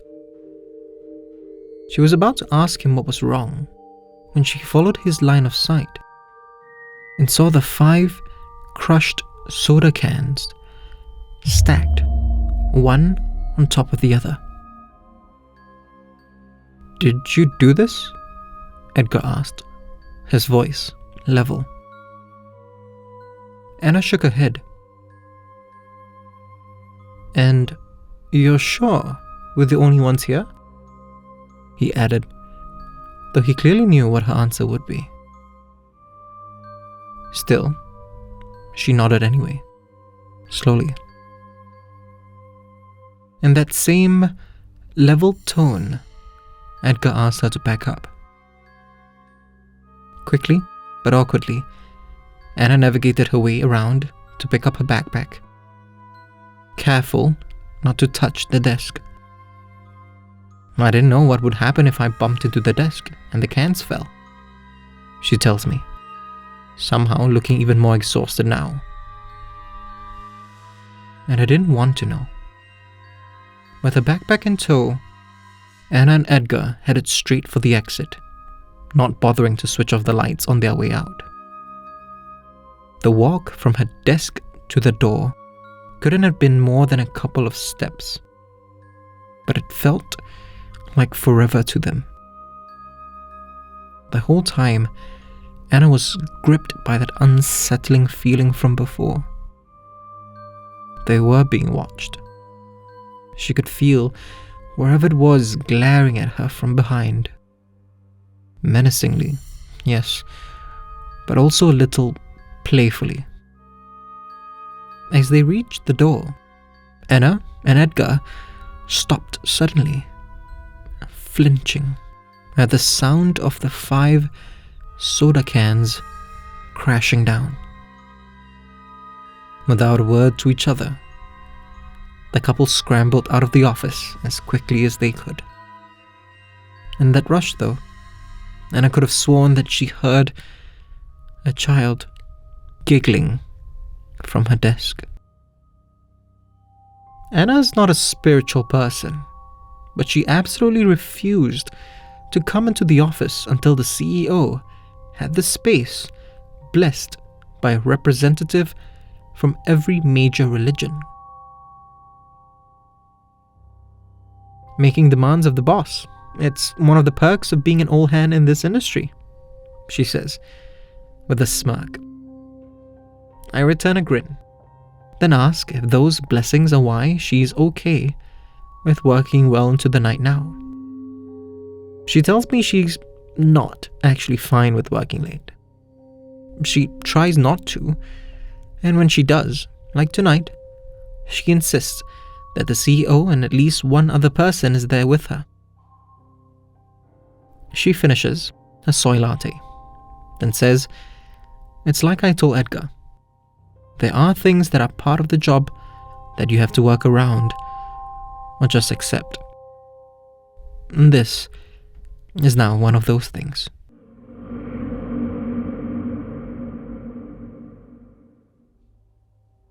The first thing that strikes me about Derek is how laid back he is, wearing a loose-fitting singlet, Bermuda shorts, and flip-flops. He's already sipping on a Te Alia when I arrive at the coffee shop in Jurong. It's around 10 on a Tuesday morning, so after I order a kopi from the drink stall auntie, I ask him if he has anywhere else he needs to be soon. He gives me an easy smile and shakes his head lazily, rubbing the sparse hints of a beard along his jawline. He tells me that today, like most of his days now, is free and easy. Derek had emailed me some details about his story, so the stark contrast between whom he'd been during that experience and who he is now is a bit of a shock. 10 years ago, Derek was working in the banking industry, his career on the rise thanks to his ability to not just cope, but thrive in that incredibly stressful environment. He worked off his stress with drinks and women, but what helped him cope the most was illegally racing his souped-up sports car. He tells me that there have been more than a few crackdowns over the years, but back then, if you had enough cash, knew the right people, and were determined enough, you could still find these late-night races scattered across the island. One such spot for these races was Mandai Road, leading up to and past the crematorium and columbarium. He straightens up slightly when he talks about this area. It clearly had an effect on him, though not necessarily one of terror. His tone gets a little more somber than before, as he says that it was one thing for him to be risking his life in pursuit of an adrenaline high, but what he regrets the most from that time was racing so close to such a solemn and hallowed place. Still, he tells me that it was on that stretch where he went from who he was to who he is now. I take that as my cue, pull out my recorder, and ask him to start from the beginning. Derek and his buddy Brandon would always check out the stretch they'd be racing down, preferably a day before the race itself. Getting a feel of the area at a leisurely pace, after all, meant fewer surprises in the heat of the competition. Driving up and down Mandai Road that sunny Saturday afternoon, two things occurred to Derek. The first was that there were no sudden twists or turns, which meant that all of the races would be on relatively equal footing. Good, he thought, grinning to himself. When no one had an advantage, when there weren't any odds-on favorites to win, that only meant that a competition would be a lot fiercer. And that was the kind of race that Derek loved the most. The other thing that occurred to him, however, was how many hearses he'd passed by.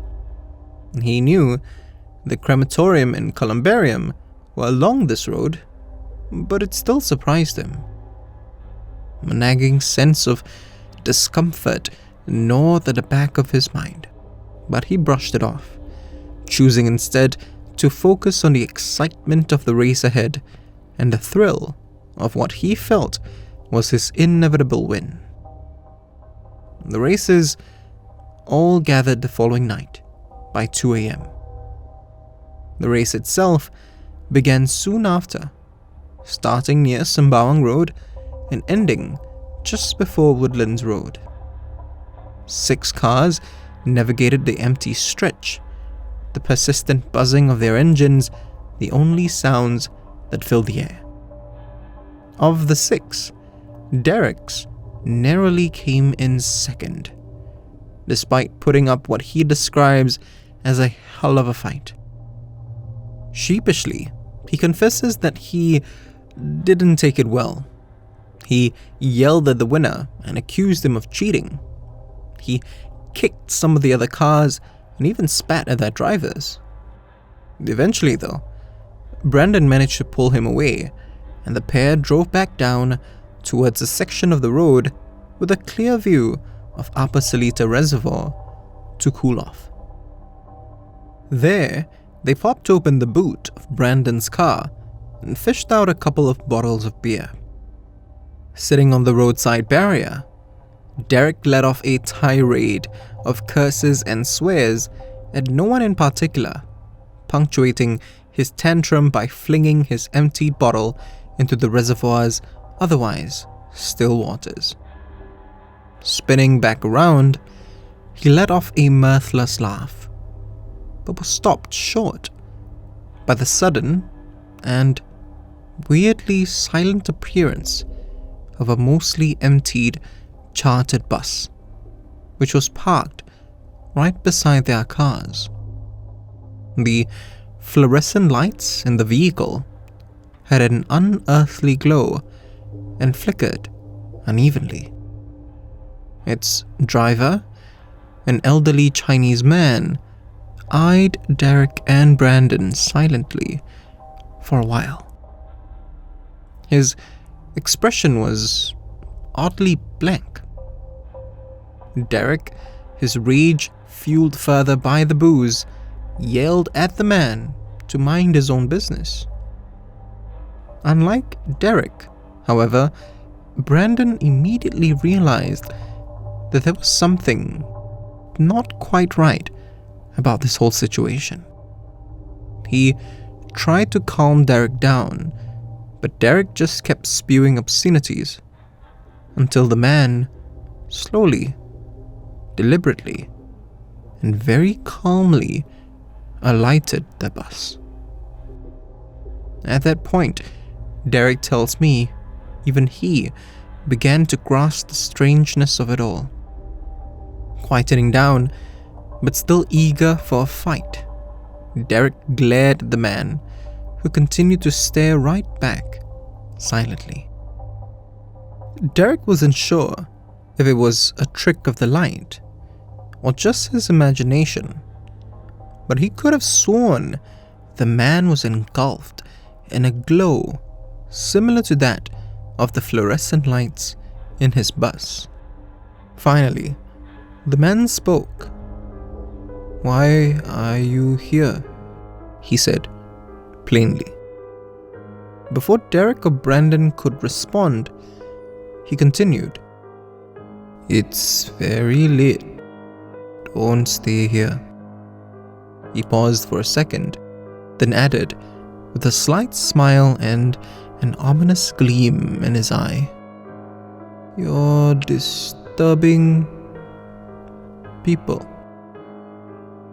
The man's tone was monotonous, nothing particularly threatening about it. Yet at that moment, all Derek and Brandon wanted to do was to jump into their cars and drive away as quickly as possible. The man paused for just a little while longer, then turned and silently boarded the bus again. The vehicle hissed, rumbled, and slowly headed down Mandai Road, back in the direction of the crematorium and columbarium. Derek and Brandon turned to each other. They didn't say anything. They didn't have to. Their confused and terrified expressions said it all. But then, something, a sensation or a feeling too strong to ignore, compelled both of them to turn their attention back towards the bus. It still seemed empty. Then its lights flickered again. And suddenly, was filled with people, all staring silently out the rear window at Derek and Brandon.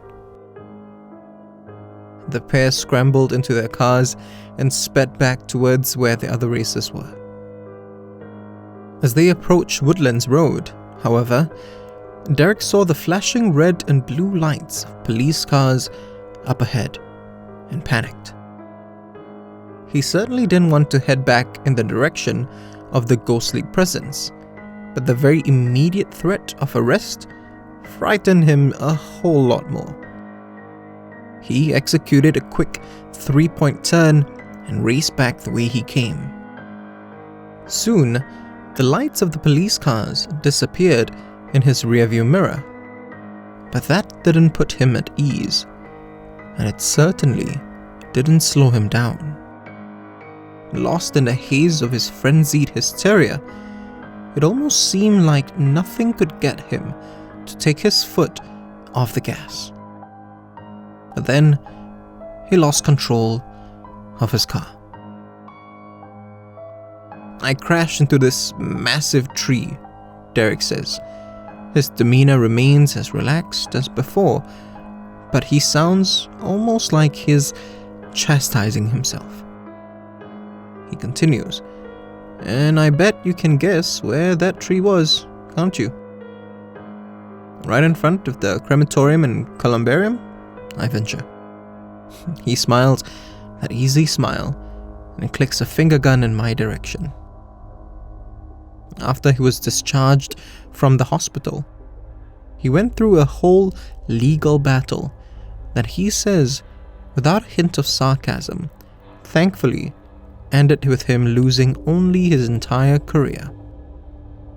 He took a couple of odd jobs after, but he wasn't too worried. He still had a decent chunk of change stashed away from his time in banking. And of course, he stopped racing altogether. I ask whether it had more to do with the accident or with the apparition he saw. He says that some part of him knew he was done racing that afternoon when he was checking out the road, when that nagging discomfort gnawed at the back of his mind. Something inside of him, a voice in his head, was trying to tell him that he shouldn't be there. At first, I thought it meant that I shouldn't have been at Mandai Road specifically, he says with a chuckle. What I think it actually was, though, was a warning that I needed to get out of that whole place in my life. He takes a sudden shift in our conversation and asks if I want another drink. I shrug and tell him that I wouldn't mind another kopi, and as I'm about to call the drink stall auntie over, he stops me, stands up, and offers to order it for me instead. Before he heads over to the stall, however, he turns to me and says, I didn't listen to that voice in my head, that warning. He pauses, then adds as he limps away, but I found another way to get its message across.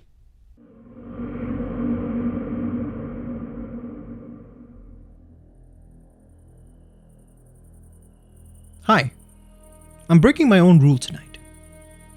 Except for maybe one or two exceptions, I've made it a point to never meet my interviewees at the places where their experiences happened. For one thing, they usually don't need to relive what happened to them. Not that viscerally, certainly. For another, it's just asking for trouble.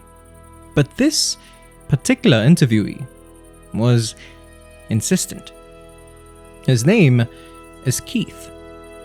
Together with his partner and childhood friend Will, they explore infamously haunted spots for their YouTube channel, Ghastly GPS.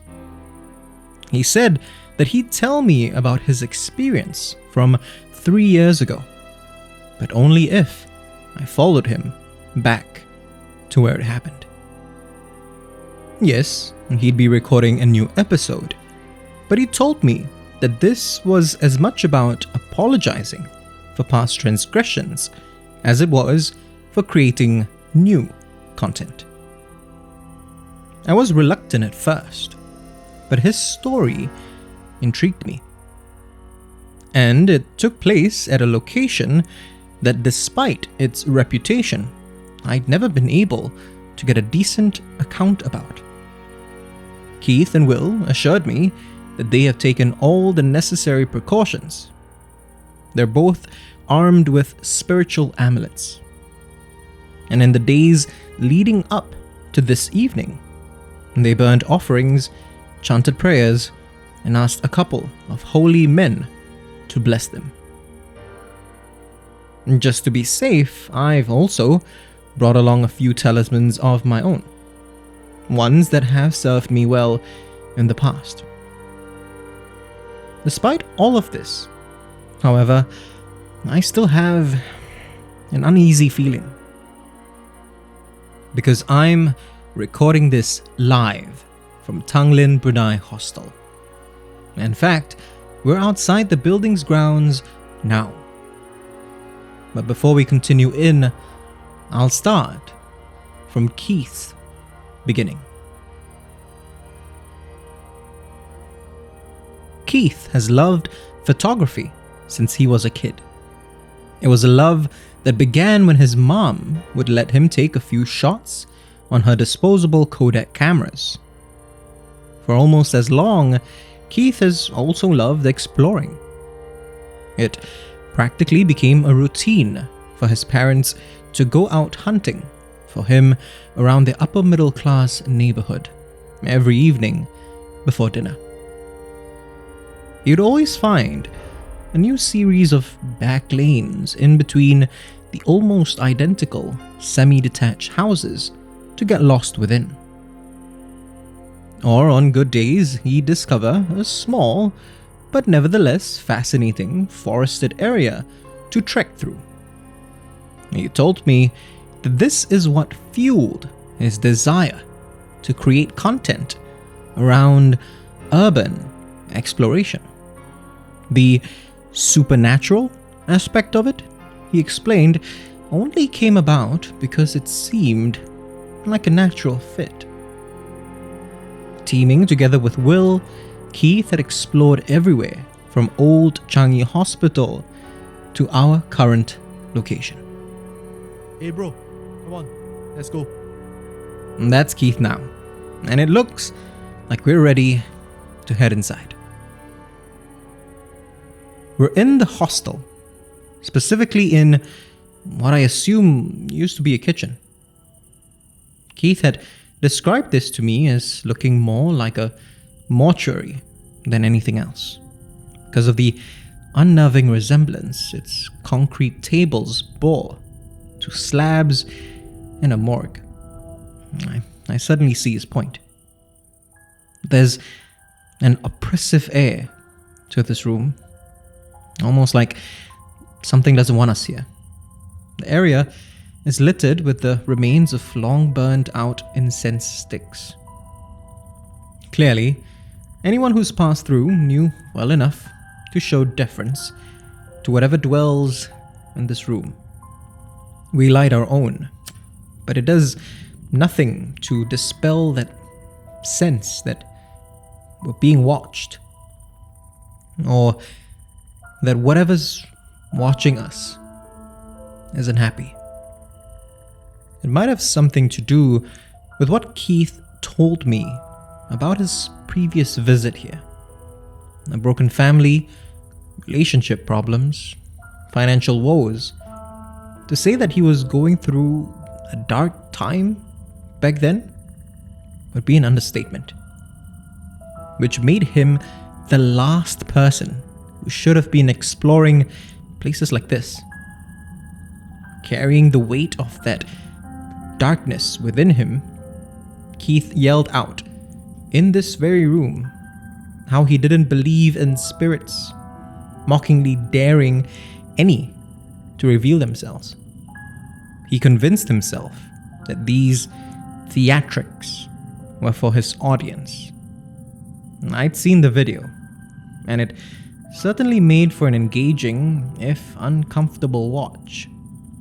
Whether it was Will trying to rein him in, or just knowing what he was going through at the time, I could clearly tell that Keith was on the tail end of a downward spiral. Keith didn't just hope to see the spirits back then. He wanted to face the consequences of encountering them. Wanna see where it happened? Yeah, sounds good. That's Will, by the way. He's suggesting we head up to the spot where their last visit took a treacherous turn. We're now at the top of a collapsed staircase leading out of this building. Next to the staircase is a man-made ramp, and further down a concrete path. Off to the side is a grassy slope. On their previous visit, Will chose to take the ramp down. Keith, however, headed towards the grassy slope. Will had tried to convince him that this wasn't a good idea. He reminded him of a piece of advice a holy man had given the pair when they first started their YouTube channel. If there is a human road, take the human road. But Keith didn't need the reminder. He knew what was the smart thing to do. The smart thing to do would have been to take the ramp. But the smart thing would have also been to not mock any spirits that might have dwelt here. The smart thing would have been to show this ominous location the respect it commanded. Keith hadn't been doing the smart thing since he entered these grounds. So, of course, he headed towards the grassy slope. Yeah, bro, it's right over there. You see? Keith just pointed to a pretty massive hole in the concrete path. A hole large enough for a full-grown man to fall through. That's exactly what happened to Keith 3 years ago. As he defiantly marched towards the grassy slope, the concrete path on which he tread suddenly gave way. He fell through, crashing violently down to an empty basement. Keith told me that it didn't just feel like falling, though. It felt like he was being dragged down. As he landed in a cloud of dust and dirt, a section of rebar shot right towards his neck. The rebar, fortunately, missed him, but only by mere centimeters. Even as he caught his breath at the time, though, he could have sworn that he saw something within that swirling cloud of dust. An old man's face, glaring angrily at him. More than nearly being impaled, it was this face that frightened Keith out of his anger, out of his darkness. The dust began to settle. The face vanished too. But in that second or two, Keith locked eyes with the figure, and he knew that what had happened wasn't an accident. Hey, be careful. It was a warning. If he didn't know it then, he certainly knew it later on, when he got home. Hey, wait.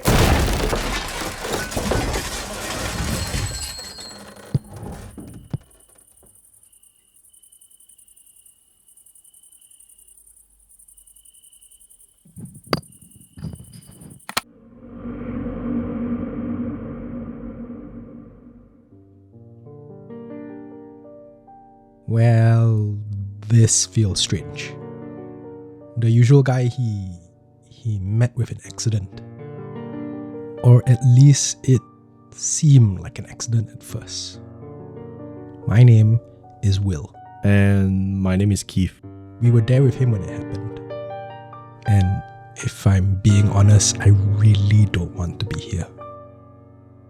I'd rather this was him instead of us, you know? But, well... Bro, maybe it's better if you start from the beginning. Right.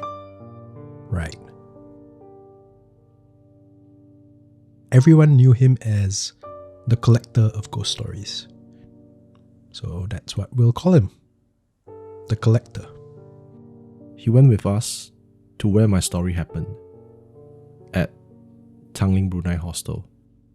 He told us that this was something he'd rarely done. Almost all his interviews were conducted at coffee shops and kopitiams. But he'd made an exception this time. And he paid for it.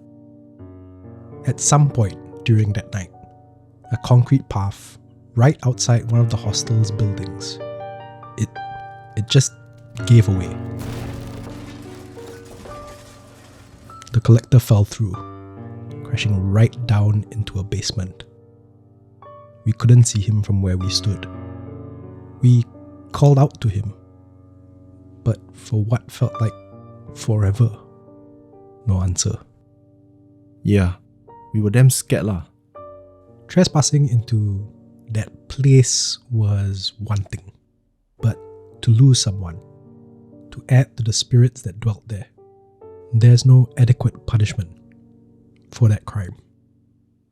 Not by an earthly court, anyway.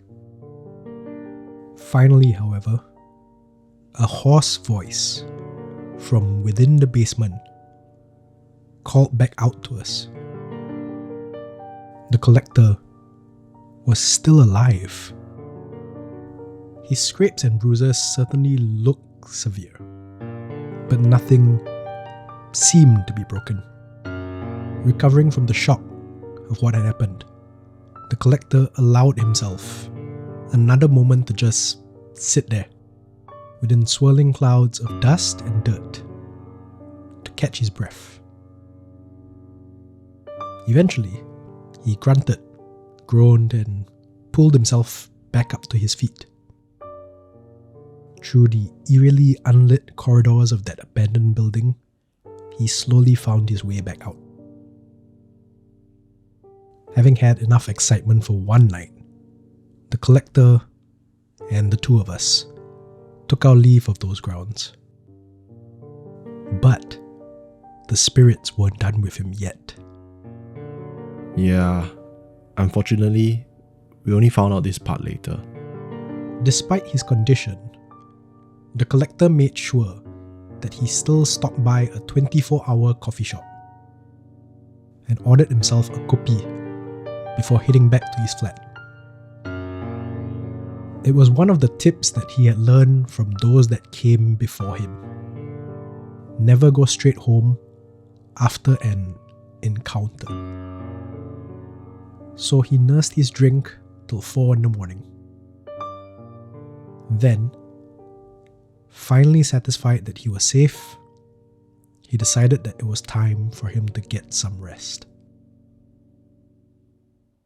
As he returned to his flat, however, this uneasy feeling gripped him.